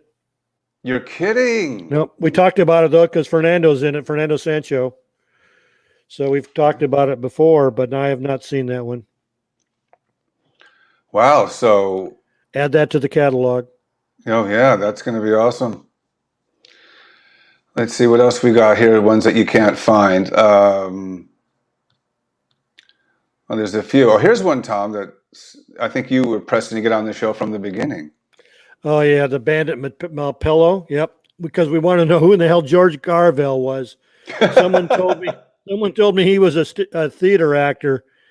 Posted on our webpage, and he only made one or two films under, actual films, movies. But the rest of the time he spent time on stage. But Eduardo Fajardo's in it, Charo Lopez, and it's a pretty decent movie, really. It's a revolutionary type movie. He gets caught in the middle as a courier to Pancho Villa and gets captured, and Eduardo Fajardo saves him, and he becomes a revolutionary warrior. So it's a decent. Kind of looks film. like Stuart Whitman with blonde hair. Yeah, Tom. blonde hair. Yeah. So let's see. Let's see. Do I have this one? I think I do. As I said, the comments keep coming in. Don't know why it keeps going. At least that means they're still tuned in. Right. The comments are coming in saying the same thing. That one's available. YouTube, yes. Most of these are YouTube. available on YouTube. And I would suggest if you want to download it any way you can, please do add it to your collection. Watch it whenever you want, or don't watch it. Don't download it. Watch it on YouTube. But the point is, they need to be archived. Yep. Because these prints are going to last, 20, 30 years from now. Spaghetti Westerns, I'm from a collector's standpoint, I'm telling you, it's dying. There isn't much out there. Yep. Prices are astronomical. How many times have you seen a film on YouTube and then gone back a year later and it's not there anymore? Right. It's taken down. So spaghetti westerns have always been the beaten stepchild of the movie industry. That's not kidder. Always looked upon, frowned upon. And you're saying, where is this? Wake up. That's how it's always been. It's legendary. It has cult status. Yep. And people wanted High Noon and Shane instead in America when they should have been watching a spaghetti western. Not that those two weren't bad, but it's just a preference. It's just a style, and I prefer it over any other. I'm a fan of Randolph Scott too, and Audie Murphy and John Wayne, but they're not my favorite. Right, Tom? That's right. It's spaghetti freaking westerns, folks. It's what we talk about here. Anyway, so the next one, Tom, that let's see if I've seen on. Oh, Tom, I have this, but I don't think I've ever watched it. Boldest Job in the West. You got to watch it, man. It's really good. Is that Jackie? Is that Joan Collins? No, that's not Joan Collins. That's is that Thomas Million in the middle, Tom? Yeah, look, they probably copied their posters. That looks like Patty Shepard on the right in the top. But yeah, this one we've talked about before because Fernando's in it, and Mark Edwards, Carmen Sevilla. That's probably the girl on the left. but directed by Jose Antonio de la Loma, 1971. But it's very good. It looks like a comedy. I think I was going to show you the video cover. I put it away because it's I think it was I had a video cover and I had an album cover or something that someone made up, and they made it look like a comedy because Fernando was sitting on a donkey going through the desert, and it's like, oh, this is terrible. And when I finally saw it, I go, this is completely different than what they try and advertise it for. Right. It's a snow movie too. It's a what movie? Snow movie. It's filmed in the mountains in the snow. Oh yeah, we kind of like those. I haven't seen that film, Tom, so They're I can't different. comment, which is a rarity. There's a few out of the 600. I think Tom. Well, you said did you've I- got it. You just haven't watched it. So Did we already did I already discuss with everyone that I decided to willfully, gladfully, and spiritually add the Winnetou movies? yeah. Well, you told me. I don't know if you. I think you I think told I did them. tell the world last week. Yeah. Some of the prints that I watched that are available were so Fantastic. stunning. I was like, these need a reassessment. Yeah. Imagine those were And- filmed in the middle '60s, and they looked like they And were the, filmed. the ones with last Dan year. Martin and Anthony Steffen and Mhm. old Shatterhand, old Butterfoot. Hand, old Firehand. I watched them all. I have the John complete Crummett always collection. asked me. Somebody they're gifted supposed me. to be. They're supposed to be blood brothers of Pierre Brice. Did he know? Did they all know each other?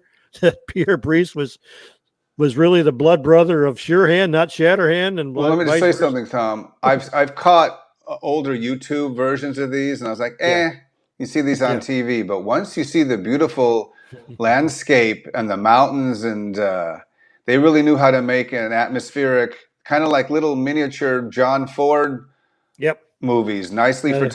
nice photography. It's like The Searchers, but with a Carl May slant. Yeah, they're filmed in But so I- Croatia. I That's where jumped those on board. white rocks are. Does it mean I'm doing it with the Zorro, Tom? That does Oh. not mean that at all. That's going to take a Oh. lot more. But Winnetou, I'm on board. 2 thumbs Okay. up. Okay. Let's move on, Tom. This was a film that's known it's one of the most confusing films in spaghetti western history. But I know it as The Federal Man, Tom. Oh yeah, this is another one. It's got. Oh, this is the one with Pierre Brice. Yeah, this has got like 2 releases. They're different lengths. You have to watch the long version to understand the whole thing because there's a bunch of flashbacks, and the cutting on the short version leaves you scratching your head because all of a sudden characters appear and they disappear. Yeah, this film doesn't do much for me, Tom. It's not available. I don't know if I mean, The Federal Man? I might have Yeah, this. it's called A Cry of Death is the other title, and we've talked about it because Fernando Sancho's in it. Cry of Death. Yeah. Okay. Oh, that's right, A Cry of Death. So I do have this. Okay. Just looking over various lists here. Okay. So Tom, with all these films that I'm showing, you haven't mentioned. Maybe you do have it. You do have some of these, so I'll know what to prepare for, or you don't. Are the ones you're showing? Yeah. Yeah, I've got some of them. Okay. Good. Not as many as you do, but yeah. I know that's The problem is, Jay, what I have a lot of them were on VHS, and the I gave problem all is, my Tom- VHS copies away. Oh, okay. You see, instead of paying rent, I just buy more collectibles, Tom. Sure. And so the credit card companies are all after me. They're saying, "Sorry, Spaghetti Western Collector isn't an excuse." I say I'm doing it for posterity. I'm saving Well, it. you've got that stimulus check coming in. You can use that to buy How much was that? $100? 200? $600. Yeah. Oh, okay. No, I don't think I got it. That'll be nice to buy. I guess some tacos and refried beans, Tom. Yep. And we'll watch 2 men, a karate player, and a bean eater. Karate fist and beans. Get it straight. I wonder if they mentioned that in the Dean Reed book that I've got. They probably skipped right over that. You have a Dean Reed? Oh, you're going to I show got a Dean Reed one for book. Christmas. Yeah. Okay. So let's move on. We're almost finished, Tom. We have, what's this one? Oh, yeah, right. What hard to find spaghetti western show is without the last ride to Santa Cruz, Tom? That one I don't have, but I saw it on YouTube a couple of months ago. Yeah, that's Kinski's in this. That's what we talked about it before. And again, Edmund Kinski Purdom. is great in this. He's great. Yeah, Edmund Purdom again. No hat in the movie. He doesn't wear a hat. That's true. It's one of the best posters of Mario Adorf. Oh yeah. Let's see what else here. Who else is in this? Oh, Marissa Mel, Tom. Yeah, she's great. And Mariana Koch too.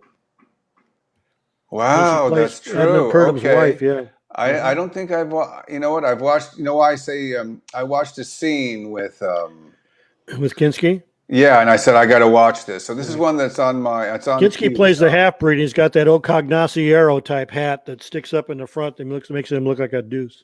Oh, that's right. Yeah. Oh, those are great. They steal the show. That's what makes these unknown films so great.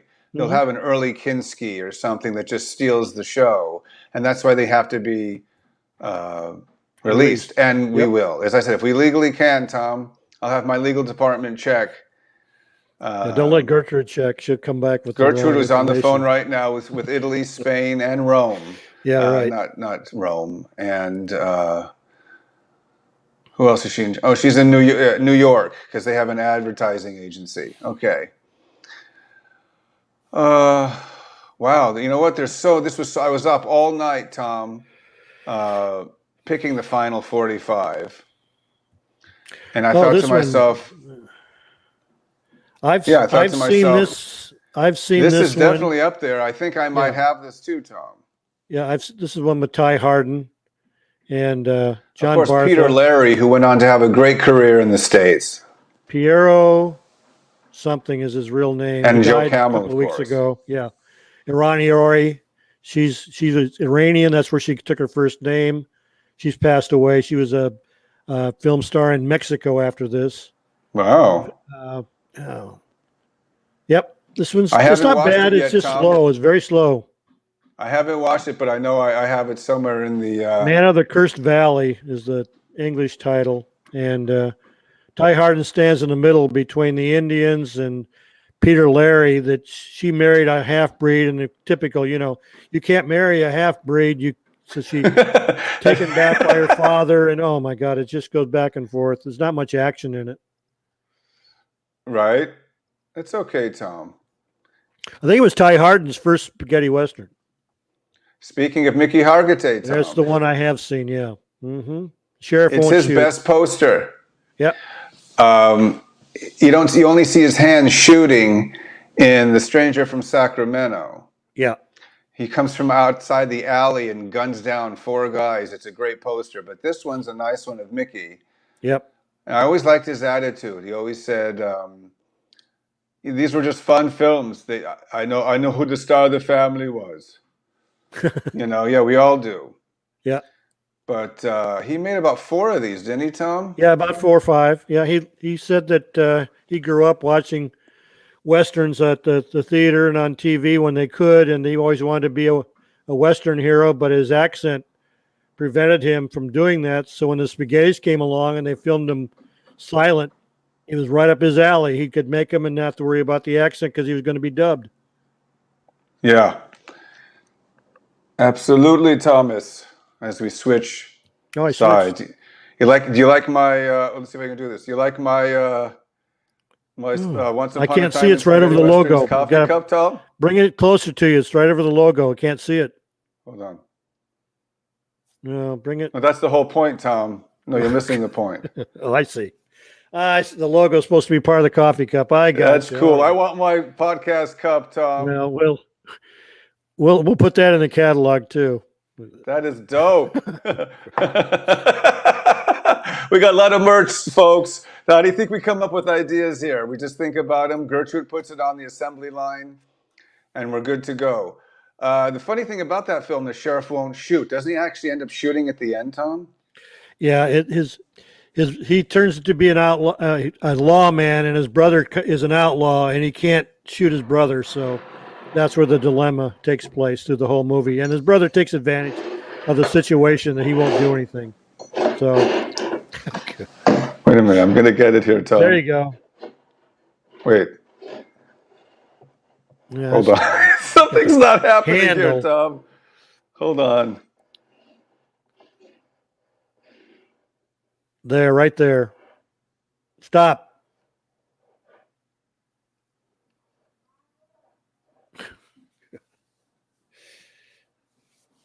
There we go. All right. If I go any further, it's falling off the desk. It'll Tom. fall off the table. Okay. There you go. Here's my Once Upon a Time in Spaghetti Westerns coffee cup. Yummy. Oh, it's still there. What happened? There it is. Went No, it away. isn't. Right. Let's continue on with the Frolity. Tom, this is a Euro Western, but you wanted to include it, so why not? Tomb of the Stranger. Yeah, it's a Spanish film. It's early, like 65s, and it's pretty decent. I've seen it once. I don't remember where I saw it. Maybe on YouTube. I know I don't have a copy of it, but it's decent. Got a lot of the Spanish character actors that would be prevalent in the later spaghetti Western genre. So that's always fun to see Aldo Sambrell pop up, or Frank Branagh, or somebody like that. So The poster work, not on this one, this is one of the lesser known ones, because I've shown the poster for this before, yeah. is actually one of the better ones with a huge revolver. Oh yeah. So that one was different. But yeah, that's not a bad film. It's actually not bad at all, if you can find it. But it's not a spaghetti Western. Another one, Tom, I have the poster for. Watch out, Gringo, Sabat is coming. Yep. This one I haven't seen. You have not seen? No, I have not seen this one. Wow. I have to invite you to the screening room before I guess so. get the print We've talked ready, about Tom. it before because Fernando Sancho's in it. Rizal Neri's in it. No, you know what? This is one of the tougher ones to find, Tom. Yeah. I remember this title now. Mm-hmm. Someone's going to say, I saw it on YouTube. Probably. Yeah, but fourth generation dupe by some guy in Guadalajara, right, Tom? So it's not a bad film, actually. So if I recall, there's some gunplay in it. Mm-hmm. It's another one I need to revisit as well. So yeah, where are we now, Tom? Wow, hour and 43 minutes. We're just halfway done, folks. So I'm just kidding. I think that was one of our last. Oh, we have two more, Tom. All right. This is, if you haven't seen this, you're missing out, Tom. I actually was lost in the world before I saw this film. It pulled me together, and I knew what my purpose in life was, Tom. Welcome, Padre Murray. Oh, I've only seen the beginning of this. It was on Mexican TV in LA, and I didn't realize what it was. And I'd always like to see this one too. Fernando's in it. That's we talked about it before. This film gets mistaken for other films too. The title, it has an alternate title. Angel of the Mississippi or something like that. What was that again, Tom? Angel of Mississippi or something like that. That's right. Angel of the Mississippi. That's what I think I knew it as. Questionable whether I have this. This would be a coup if I did, or if we did, Tom. No, I'd love to see this one. We have to come up with a very cool title, Tom. We have to give all those big companies a run for the money. Yeah. Or maybe they'll have to buy us out. Yeah, sue us out. If I live long enough, Tom. Oh, man. Anyway, so we have one more on the list of our Spaghetti Western's most toughest films to find. And that film is... Tom, dun da da dum, also known as Awkward Hand. Go ahead. I'm sorry. Did someone want a peanut butter sandwich, Tom? No, someone's got to pick something up at the door. I don't leave the studio like you do. I stay right here and have. Right, the captain goes down with the captain goes down with the ship, Tom. That's right. I have my assistant go get it. I have Gertrude go get it. Right. The problem I have with this poster is Peter Lee Lawrence, and they've got Anthony Stephan. It's Anthony Stephan, yeah, exactly. From A Few Dollars for Django. Exactly. And that's why I never got this poster. It was borrowed. Yep. I just don't I know they borrow from each other, but when it's so blatant, I have to pass, Tom. I agree. Film's not bad at all. The film isn't bad at all. When the devil grips the colt, when Satan grips the colt. Yeah. one of the most confusing titles because there's three Well- other films with the same. Well, we said because one of the problems is George Wang is in both of those. So And figure it so out. when you see George Wang, you go, do I have this one or which one is this? Yeah. So if you can find it, I think I have it. I think I have it as Awkward Hands. Yeah. Awkward Hands. Yep. So, but anyway, Tom, that was our top 50 or so hard to find spaghetti westerns. I don't think we left anything out. If we have, please leave us a note. Tom and I were pretty thorough on this list. Oh Yeah, if man, your there's something shirt we is did great, leave Tom. out, I let love us that know. shirt of We'll cover it yours. later. Anyway, so thanks for pulling up a chair and listening to an expert and a collector on what we think are the rarest films. If you can find them on VHS or DVD or Blu-ray, that's great. If not, Tom and I are putting out a new Blu-ray or streaming company that's going to have these available for $10 a pop. The I'm other just thing that kidding. In a perfect world, Tom. the other thing that amazed me, Jay, there were some titles that when you brought this up, is I'm going to jump on this. I'm going to write down 4 or 5 titles right now and then look them up. And then when I looked them up, they had come out on VHS or something, and it was like a German company I'd never heard of before. And so there are some rare titles that someone might mention, but check it out. They're probably on VHS, or we'd have mentioned them. Jesus. Yeah, you should check them out, and they should be checked out, Tom, as I do some live set decorating. Okay, Well, so one of them was like Yankee Doodler with that William Berger and one of the Geraldine Chaplins in it. how do I promote the coffee cup? And because you've got the screen wrong. There we Then go. the other one was Valley of Dancing Widows. Have you ever heard of that one? The German.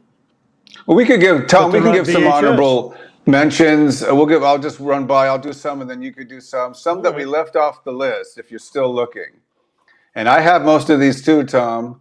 But some of them are pretty bad. An Animal Called Man. Yep. Let's see what Anything, else we have. anything or everything for a friend. John, I feel like we're on a telethon. We're reaching. Tom bets $10 from. You go one, I'll Anaheim. go one. Yeah. Beyond the Frontiers of Hate. Yep. Blood. Oh, we did Blood River, Tom. Blood River. Yeah, that's. And obviously, but Tom, I think you're wrong about Brothers Blue because I had a Jack Palance VHS copy of that Did you really? Okay. for years. Like I said, tell Seb. Zeb. Anyway, Buffalo Bill, Hero of the Far West. Hell yeah. And as I Cold said, I Killer. do have a Cavalry Charge. Cold as My Law. Of course, my on favorite VHS. spaghetti western of all time, Tom's Ciccio Forgives, I Don't. But you wouldn't let me do this one, Cowboy Kid, because it's Italian Turkish. This is Coyote like a telethon, Tom. People donating. There you go. The Coyote. Death Knows No Time, Tom. There you go. Desperados. Jack Palance. Vince The Edwards. Django Story. I thought for sure that was available, Tom. What else we got? Anyway, these are the ones that we left off because we didn't feel they were as rare. But the list goes on. And on Four and Candles on. for My Colt. That's a Robert Woods one where he goes berserk. How about Gun Crazy? That's on video. Talent for Loving. That was Carolyn Monroe's first film, and Richard Hallelujah Widmark to and Cesar Vera Romero Cruz, were in it. Hallelujah to Vera Cruz. Yeah. Hero Called Allegria, or that's that one that's they call him Pot or whatever. Heroes Peter of the Martocco. West. How about here's a good one, Jay. In the Dust of the Sun. But that's VHS, Tom. Yeah, I know, but it's a rare one. Okay, let's John the rattle off a few more. Judge Roy Bean. A Johnny Read for the Ringo. Bandits. Oh, we did that already, Tom. Whiskey Kill and Johnny Ghosts, Ringo. Tom. Lynching. Where the Bullets Fly, also known as Yeah. with that chick. Thunder What's over her El name? Paso. Yeah. On the Third Day Arrived the Crow. We've talked about that one before. How about All right, A Rope for the let's do our last three, Tom. A Rope for a Bastard? The Valley of the Dancing Widows. Yeah. two mafia men in the In the far west. with Franco and Ciccio, yeah. And my final one will be Twins from Texas. What about you, Tom? How about Young Guns Go West, Okay, there you also go. known as L'Ostagio. It's a Okay. kids movie. Well, we named basically the top 100 hard to find spaghetti westerns. Watch this episode back, or don't if you don't want to torture yourself. And this would be the episode to watch, Tom. I think out of all 32 episodes, this one I would watch as a fan. That's just me, because I'd like to see what us two goofballs are talking about.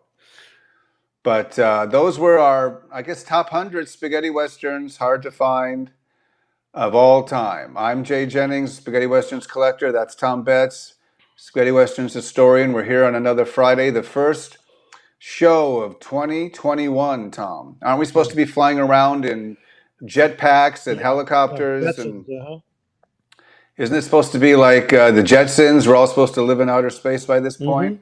Mm-hmm. Well, you already are in outer space, so you're there. I keep waiting for Michael Rene to land in a spaceship. Anyway, so let's continue on with the show, Tom.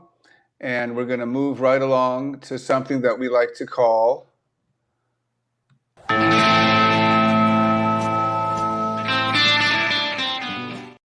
We got it before we showed the book this week. You're getting better. But you know what? I can't get rid of us because I don't like seeing us in the background when I show that. Whatever. It's time for Book of the...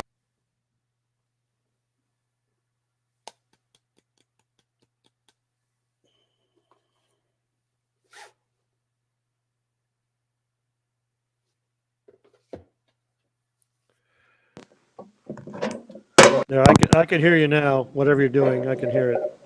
How is it? I can hear it now, yeah. How?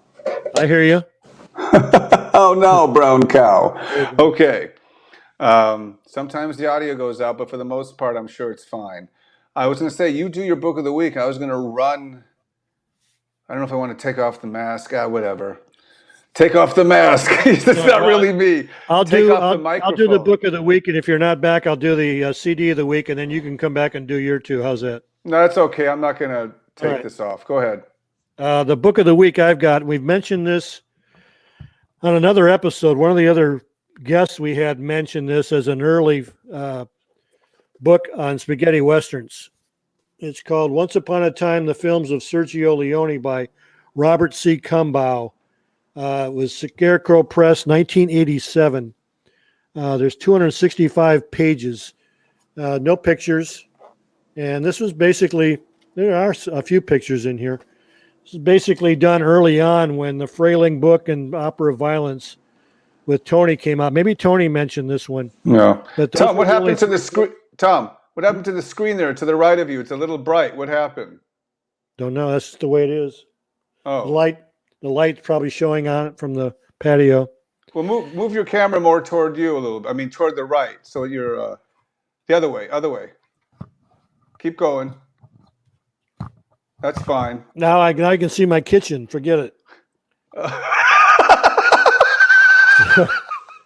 So anyways, these were the only three books that we had available for us in English. And Robert goes through the films of Sergio Leone, the Westerns, and covers them in detail from what he could find as information. Again, he didn't interview Sergio or anything. It was just stuff that he could dig up. But I thought he got a little bit too involved when he starts getting involved with the cemeteries, meaning something, and crosses, and all the church references and stuff. But it's a good read. Is that where he lost you, Tom? Yep. I'm trying to find my book of the week, see if it's here. Anyways, you can find it on eBay. It's like $39. I found it at Better World Books for $18, which includes the shipping. So it is still From available. what I read, Tom, it's not. I've read the reviews. It's a pretty good book, isn't it? Yeah, not bad at all for, basically self-published almost. Okay, I'm going to review a book, Tom, that's actually not. I don't know if it actually was ever released as a book, or maybe it was a fanzine. I'm just trying to find it here. I have it in a file, and it's actually it's a compendium of this magazine's look at spaghetti westerns, and it's a guy called Badass Mofo. Oh yeah, I've got that. And he did other genres. Yeah, David he did F. one of Walker's spaghetti his westerns. name. Yes, and About just 5 years trying. ago? Oh, maybe even could be more than 5 years ago. Really? But anyway, he put out a special edition spaghetti western Yep. edition uh, called Badass Mofo's Book of Spaghetti Westerns. Yep. And it actually is a great read. It's a great reference. I think it's available on PDF on one of the sites, Google or Amazon or whatever. And it's a great, if you need it for reference, you want to watch movies, what you want to watch. David knows his stuff. He knows other genres as well. What's fun is he goes over all the westerns that you'd have heard of. So it's not like he's talking about something that's obscure or whatever. So it's a fun read because you know exactly what he's talking about. Right, and he's very witty. Yep. And it's as I said, it's not he doesn't lecture to you. It's from a fan's point of view. Exactly. It's a fan read. Yep. And so that's why I like it. Okay, let's see. What do we have next? Tom, we're going to go to album of the week. Tom, what do we got? All right. I was going to do another one, but this week I'll get into it in the news. But the passing of John Richardson, I changed. I've got the LP, which is here, but I can't dig it out. It's buried underneath a bunch of stuff in the other room. But I do have the CD that came out, and this is a 1967 film called John Il Bastardo, or John the Bastard, starred Richard Harrison, Claudio Camaso, Gordon Mitchell, and Martine Beswick. John and Martine were married at one time. The LP came out in 67 by Cam on MAG 10.015 in stereo. It only had 11 tracks of music, but it's valued today because it was a limited release at $200. So if you've got that in mint condition, you've got a gold mine.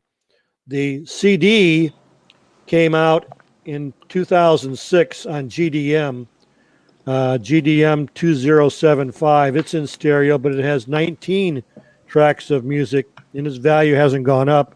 It's about $20 if you can find that. I don't think it's available on like any of the major outlets, but you might find it on eBay. Okay, that's it for me. That is one awesome album of the week. I feel like a DJ. Hey, I'm just spinning records here on the Thomas Million Hour.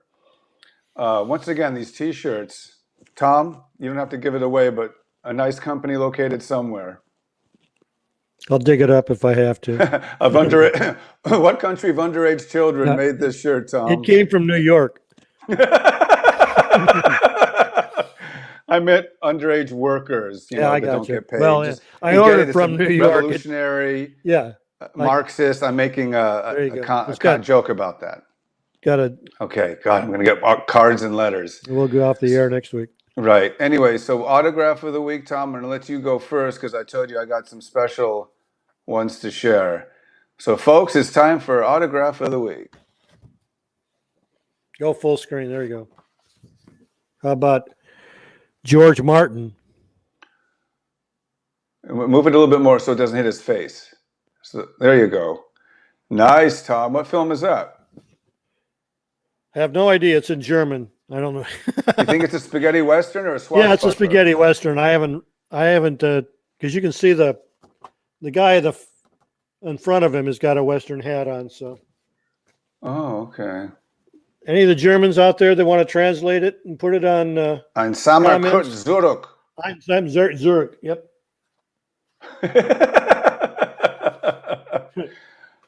All right.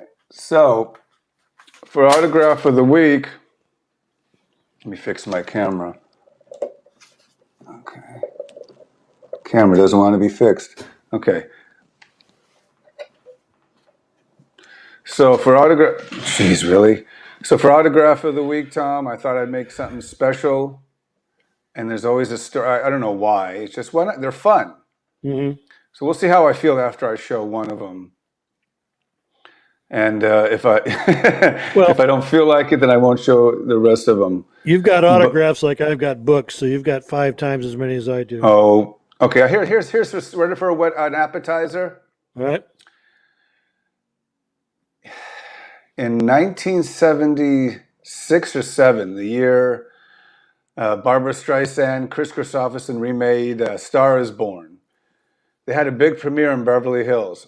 I come from, I don't know, call it a showbiz family. My mom, the different stepdads, they were all in the business.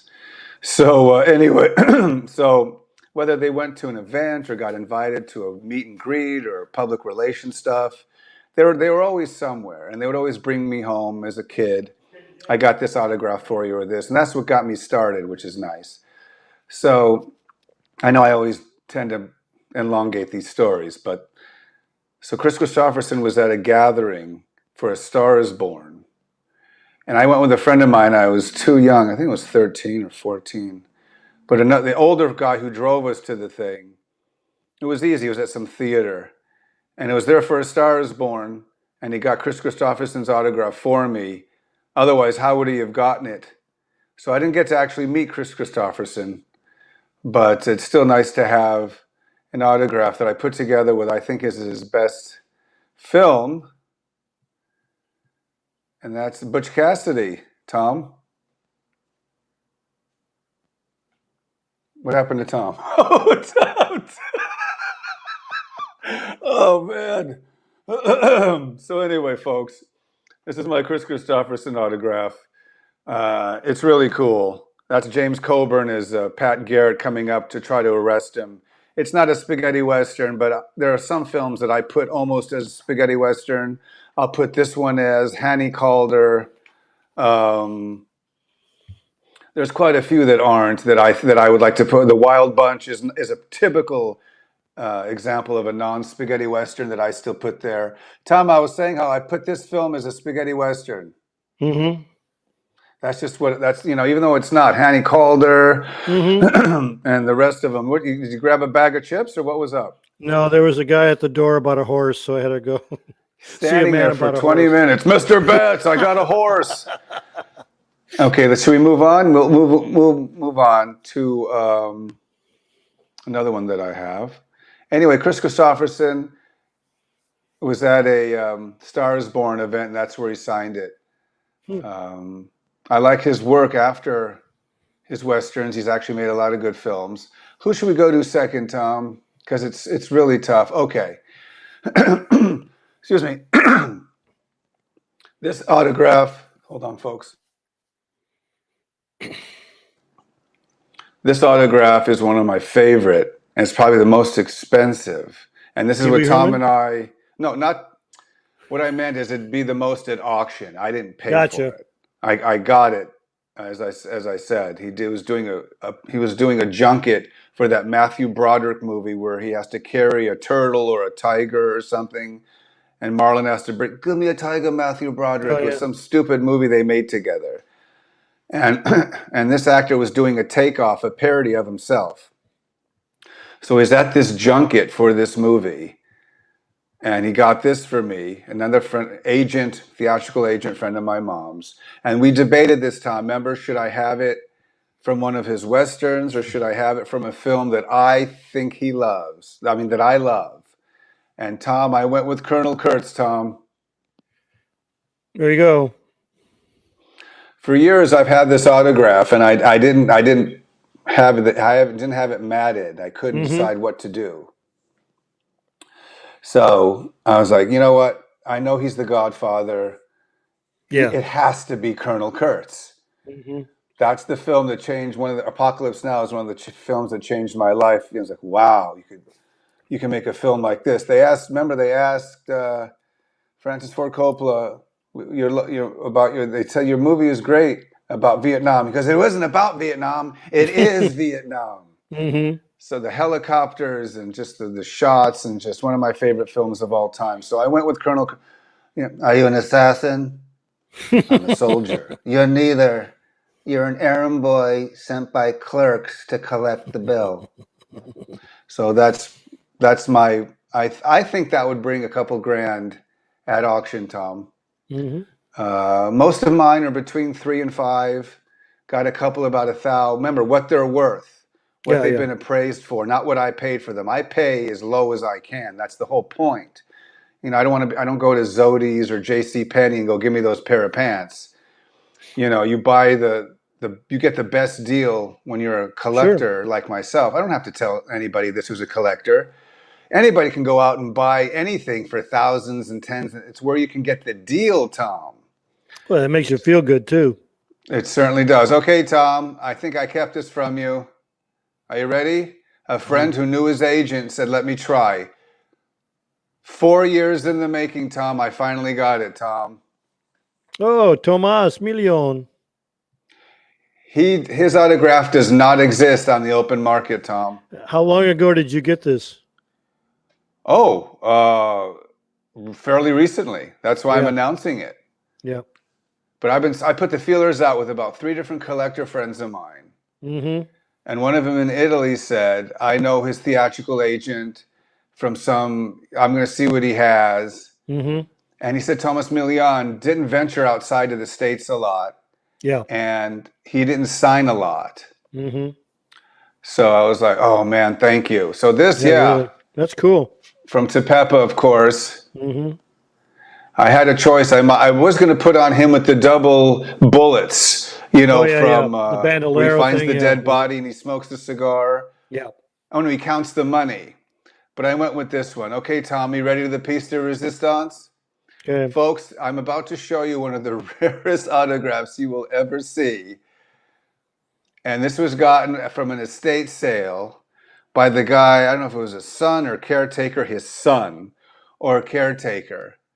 But folks, are you ready, Tom? I'm ready. I'm going back to one a week after this one. This is just a special January edition of the show, or January's 8th edition. Find me someone else who has Morton's autograph. We're talking about Gabriele Frazzati, Tom. Oh, God. Yeah. Nope. Now, how long ago did you get this? Frazzati. Just recently, Tom. Wow. These are new acquirements. Of course, I didn't meet any. Remember what I told you? I've met 70% of these people. Yeah, I understand. These are super duper. The Milian, there was no way I was going to meet him. Sure. How are you going to meet Mr. Morton? There's one thing you do different. Yep. Frank, the difference between you and me is I do the talking with this. Well, that's going to change because we're partners now. How's my Hank Fonda, Tom? Pretty bad. Well, now that you said my name. So anyway, I'm very proud of this Gabriele Frazzati really. autograph with an original lobby, Italian lobby. All right, folks, that's it for the autographs today. That's but we're great. not done yet. Oh, no, there's more. Remember K-Tel? But there's more. Today, Tom is going to take the next half hour out, and I'm talking about 30 minutes, so pull up a chair and some popcorn. I'm going to actually leave the room. No, I'm not going to leave the room. I'm going to see how much of this I can actually sit through. It's not that long. It's only It's 3 pages. Western's All'Italiana vault. And I cut it down. Oh, you got to do the vault first? Yeah, we're doing the vault All right. first, Tom. All right. Oh my God, this Tom might thought be- we were doing the news. He was getting This ready might for be 10 30 minutes on the vault. Yeah. We go back in time. The year is 1980 what, Tom? Let me see. Well, you got to know right off the bat. I don't know what year it is. I got to look it up. See, I Tom would doesn't never- rehearse these We, things. we never he's, published the year. In He's a these method things. actor, Tom. You're a method actor. Yeah, doesn't say. I don't know. I have to look. Wait, have to let you know when we get to the back. You where actually, the do, when bits you see are. the materials, you don't know what year it is, Tom? No. 1994. Oh, that was yesterday, Tom. Anyway, Tom's going to do from the Western All'Italiana vault, Yep. and it's going to be a good one. I'm going to do a close-up on you. Tell us about the cover and all that. And wait a minute, this let me is, get the close-up on Mr. Tom. Okay, Tom, go ahead. Issue number 42. Gordon Mitchell on the cover. And I thought I'd show you how we put issues together so you can laugh. But we would do a thing called the Swinging Doors, which was just a opinion piece, basically telling you what's going on, what might be happening since the last issue. And then we had a contents page, and we put a little whatever became of, and that this one was Gordon Mitchell. And Bill Conley and I interviewed him at Gold's Gym in Santa Monica while he was there first. So I had pictures taken and put that in there. And then we do a review. Steve Mason did a review on Man Called Noon. So that's in there. Different pictures, cut and paste.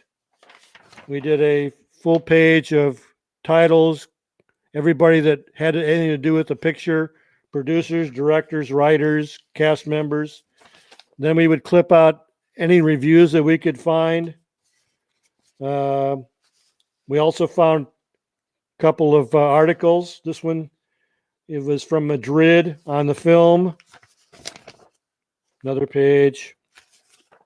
Then we would get into if we had interviews, but this one was by Bob Ruiz, sent in an interview with Henry Fonda that he did.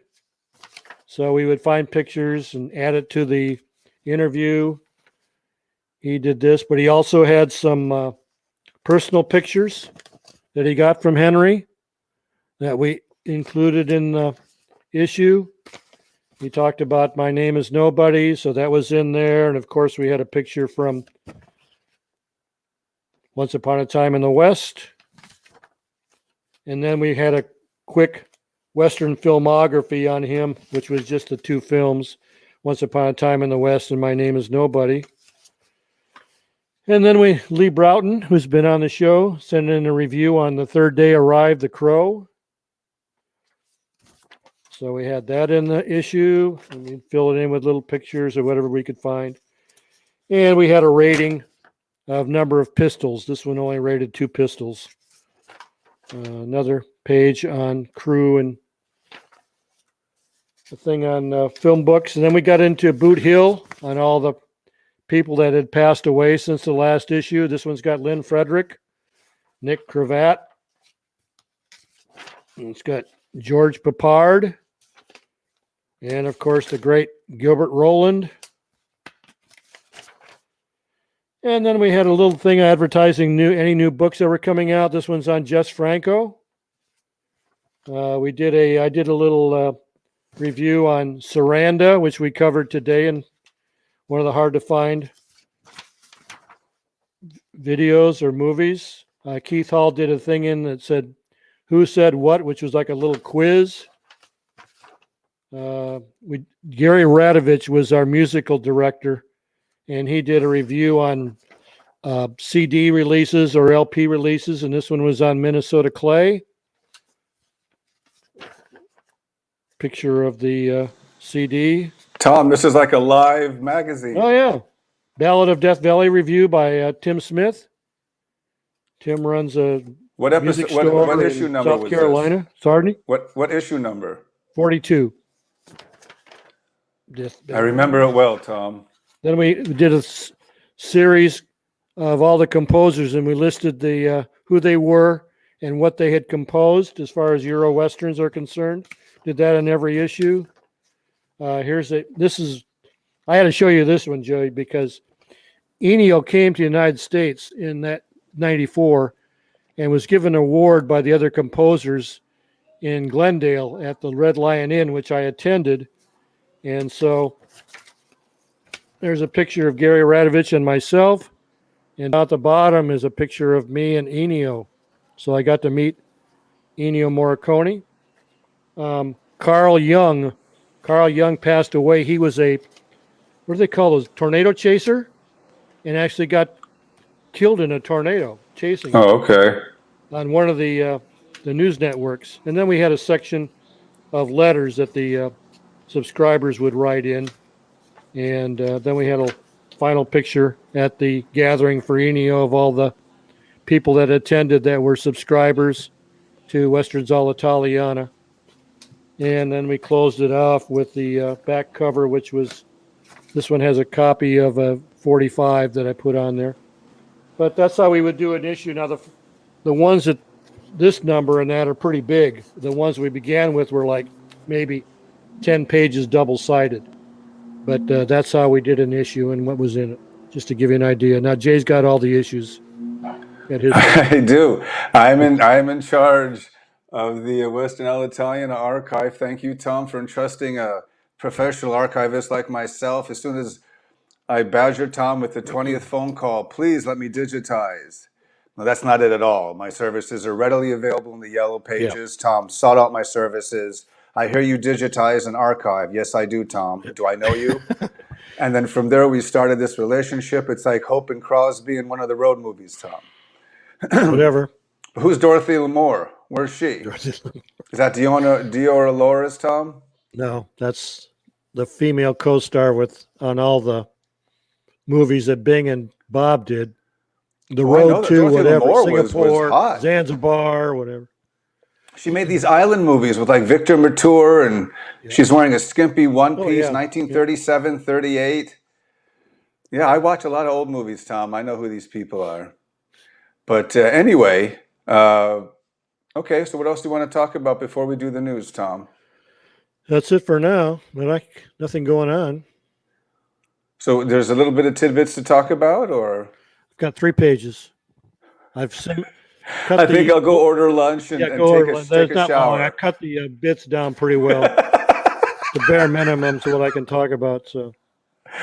Okay, so everybody, let's prepare. Let's see if I can do this. Wait a minute, if I can do this the right way, and give this the proper opening that it deserves. Okay, Tom? Sure.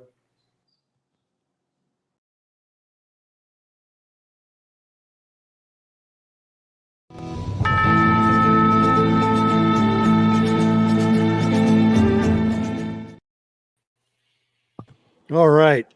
Finally got it right. Very good.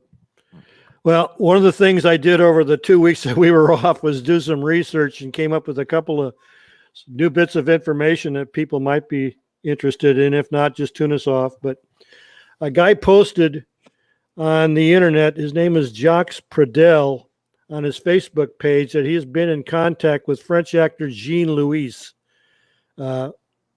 Because of that name, Jay, Jean Louis is it's like looking for Bill Smith. I mean, it's impossible to find information on this guy.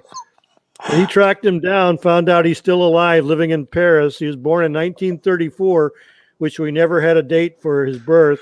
And besides acting, he did a lot of voice dubbing while living and working in Rome. His full name is Jean-Emile Louis. And the guy says that he'll have more information posted this month on his Facebook page. I can hardly wait, Tom. Looking forward to that. What's next? And then I was able to obtain the birth and death dates of Ronaldo Zamperla. His brother is Nazareno, who passed away. Oh yeah, I think in October or November. Anyways, his son, Nazareno's son, is David Zamperla, who is a actor and stuntman. He's on Facebook. So I said, I'm going to ask him if he knows any information on Ronaldo, who is as big an actor as Nazareno. And he came back to me. He says Ronaldo was born on March 14th, 1932, and died in Rome on September 27th, 2011. That's never been in any of the books, so that's brand new news. If you've never heard of it, Tom, it hasn't happened. Not anywhere. So passings, we've got some big names that passed away while we were gone for 2 weeks. First of all, the biggest name probably Robert Hossein died December 31st, 2020. Hossein died in the hospital after suffering a respiratory problem. He was 93. Hossein appeared in 3 Euro westerns: A Taste of Violence, 1965. One of my favorites. You got that as a director, and played the part of Perez. He was the biggest name probably everybody recognized would be Cemetery Without Crosses. Of course. In 68, which he directed and played Manuel. And then he was in a comedy called Judge Roy Bean, which was on our list. 1971, he played Blackbeard, the Sicilian. Well, Tom, Cemetery Without Crosses is a top 20. Yeah, it's a top 10. A lot of, yeah, exactly. Right. It's very artfully shot, great story. Yep. Hossein is a master writer, director, actor, honored as such in his country of origin. And Taste of Violence, one of my favorite early spaghetti westerns. Mm-hmm. I think I have a nice print of that. But anyway, anybody else or who else? Yeah, well, January 5th, John Richardson died. He was 2 weeks shy of his 87th birthday. John starred in 2 Euro westerns, John the Bastard in 1965 as John Donald Tenorio, and in Execution in 68 as John Kohler or Django. John was married to actress Martine Bestwick from 67 to 73, so she must be pretty upset. The last I Yeah. knew, it didn't say where he died, but the last I knew, she told me he lived in Paris and was basically a recluse. He didn't But he is in John the Bastard. Yeah, he didn't like modern films or getting involved in it at all. He kind of became a recluse and got away from the industry. Yep. Right? Then another one, the third one, for me at least, was jazz pianist, conductor, composer Claude Bolling, who wrote numerous scores for films like Borsellino. He died at the age of 90 on December 29th. He was 90. Bolling you have any of his soundtracks, Tom? Yeah, I'll tell you in a minute. Bolling was born in Cannes on April 10th, 1930 in France. He is considered an icon in the world of jazz. Bolling scored 5 Lucky Luke animated films and the TV series that called Louisiana that Margot Kidder was in. So anytime you hear Lucky Luke theme, Bolling composed that. That's cool. Italian actor Corrado Olmi died in a Rome hospital on December 29th, 2020 from a disease aggravated by COVID-19. He was 94, so he was born in Jesse, March, Italy on October 24th, 1926. He appeared in over 90 films, including 5 Euro Westerns. One was Questa Sera Parla Mark Twain, which was a TV movie in 65 where he played a newspaper editor. He was in Ace High in 68 where he played the man on the street that Eli Wallach forces to gamble with him. He was in A Stranger in Paso Bravo in 68 as Jonathan Sheridan. Joe Dakota in 71 as a cowboy assaulting Rosie, and he was in Apache Woman in 1976 as Jeremy. The rest of these are minor actors and actresses. One was British actress Rosalind Knight, who died at the age of 87 on December 19th. She was best known for her roles in the Carry On movies and Friday Night Dinner. She was born in Marybone, London, England on December 13th, 1933, and appeared in the Euro Western Il Mio West, which was Gunfighter's Revenge as Miss Willow in 1998. German actor and voice dubber Fred Mayer died on December 19th. He was 88. Mayer was believed to have been born in Munich, Germany on May 20th, 32. He devoted most of his career to voice dubbing, which is what he is best known for. His spaghetti Western dubbing included Tomas Milian, Klaus Kinski, Jeff Cameron, George Regow, Claudio Camaso, William Shatner, Sal Borghese, and Lee Van Cleef, among others. American producer and writer David Giller, a writer and producer of such films as Myra Breckenridge and the Alien franchise, died of cancer on December 19th at his home in Bangkok, Thailand. He was 77. Born in 43, Giller was a producer of the 1985 Euro Western Wrestler's Rhapsody starring Tom Berenger. And then we've got, if I can get these pages separated, I'm sorry. Croatian actress Hermina Pipinic. She died in Zagreb on December 19th. She was born in Zagreb of May 1st, 1928. She appeared in over 70 films and TV series from 55 to 96. She played Molly in the 1965 Winnetou film Frontier Hellcat with Pierre Brice and Stuart Granger, as also Elkie Summer was in Frontier Hellcat. The last passing was Wilma Pelly, a Canadian Indigenous actress who's best known for her role as Elsie Taisache on CBC's TV series North of 60. She died in Calgary, Alberta, Canada, and was of Croatian descent on December 28th, 2020. Born Wilma Espkenu in Fort Qualpelly, Saskatchewan, Canada on March 5th, 1937. She was a member of the Nona Indian tribe. She was in El Mio West, also known as Gunslinger's Revenge in 1998 as Old Multana.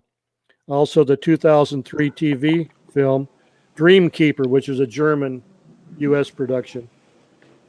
Then we have American casting director Frank Fenton, who was a casting director on Another Man, Another Chance in 77. and Louisiana in 84. He was 85. He died December 30th. And then we want to make special at least recognition of two TV actresses. One was Dawn Wells, who we all know as playing Mary Ann on Gilligan's Island. And then she was also in a bunch of TV westerns that I was not aware of, but she was on like Maverick, Cheyenne, Wagon Train, Lawman, Wild Wild West, Laramie, but she's probably and then also Tanya Roberts. That was a bit complete clusterfuck. She was supposedly said she died. The next day they said no, she didn't die. She's alive, and then she died later that day. But she's probably best remembered for her role on Charlie's Angels. As far as birthdays, we've got Mickey Hargitay, would have been 95 on January 6th. John Steiner turned 80 on January 7th. Our buddy Fernando Sancho would have been 105 on January 7th. Awesome. Scott Walker, who, again, Cemetery Without Crosses, he'd have been 78 on January 9th. He died, a year or two ago? And then a couple of others. Rick Boyd, bad man, always played a bad guy. He'd have been 83 today, and David Bowie's birthday is today. And he was in Gunslinger's Revenge as an outlaw. So that wraps it up. Well, that's the weekly news in Spaghetti Western News with Tom Cronkite. That's 2 weeks' news. Right. But I enjoyed every minute of it, Tom, as I do every time you enlighten us with your knowledge and information. But yeah, so some people have gone to the Spaghetti Western in the sky, and it's where we're all going to be. But I also want to go to the classic Universal horror in the sky, the film noir in the horror sky. I want to go into sleazy Italian horror in the sky. That's where I want to go, Tom, with Pam Gesner and Elke Summer, and there's a reason I like those Italian exploitation movies, Tom. A lot of nice-looking women from the day, like Ingrid Pitt, and I can go on and on. Anyway, that's another show. Real quick, you said Ingrid Pitt. When she passed away, she told Tony Williams that she appeared in 7 spaghetti westerns. Wow. She didn't know any of the titles, but she probably played Saloon I'm going to have to Girl, research that, Tom. or something early on. Yeah. Uh-huh. Like I'm going to go and I'm going to spend time away from. I'll see you all in 3 weeks. I'm going to go find this out. But let's thank the people who help support the show and keep it running. Almost to 1,300 followers. We reach about 30,000 people a week. You can watch all our show on the archives, Tom. You know where the archives are? I know where they are. Yep. I watch them. I go to YouTube and fill out the questions and answer the questions. Oh, that's awesome. Same thing on Facebook. Yep. Right. It's right now you're watching us live on Facebook and on YouTube. YouTube.com/the Once Upon a Time in Spaghetti Westerns podcast. So we're here every Friday, high noon Pacific Standard Time, 3 o'clock Eastern, 9 o'clock European, and 8 o'clock in the UK. But we're on all the time, 24 hours a day on the Spaghetti Westerns podcast. You know what they call the UK now? Because it's all locked down, they call it Plague Island. Okay, that's great, Tom. The PI. Plague so Island, anyway, that's the great Tom Betts, historian, teacher, guru. I'm Jay Jennings, collector, humble servant, and obedient servant, as Orson Welles would say. And, you know what? I forgot to thank. Yeah, Jay, what happened to the actual thanking of? All right, I guess I'll do it. Where are the groups I can thank? Here we are. Of course, Tom is our big sponsor with his magazine, 800 Spaghetti Westerns in Spain.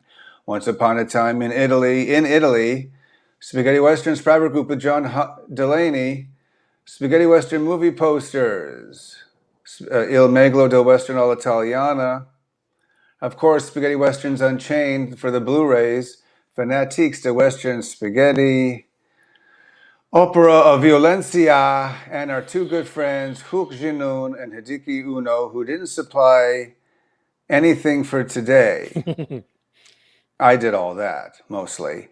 But they do on occasion when we show videos, are responsible for a lot. But where would we be without Gone Down Del Zib and the Spaghetti Westerns database Zib? That's right, folks. All your needs outside of this show can be found here at the Spaghetti Westerns database. Everything you need to know, A to Z, latest editions, new on home video. So Sebastian is enjoying, I think he's on vacation, just like we were, but he's back, folks. And he's always updating the site with new news and stuff. And he's always looking for writers. So if you write or you have a urge to write a review on a film, go ahead and send Seb send him an email, and he'll get to it. He'll make you a writer. But we want to thank him for promoting the show. We always appreciate that. And back we are to our last goodbyes. So anyway, that's the great Tom Betts. I'm Jay Jennings. Next week we're going to have another fabulous show for you.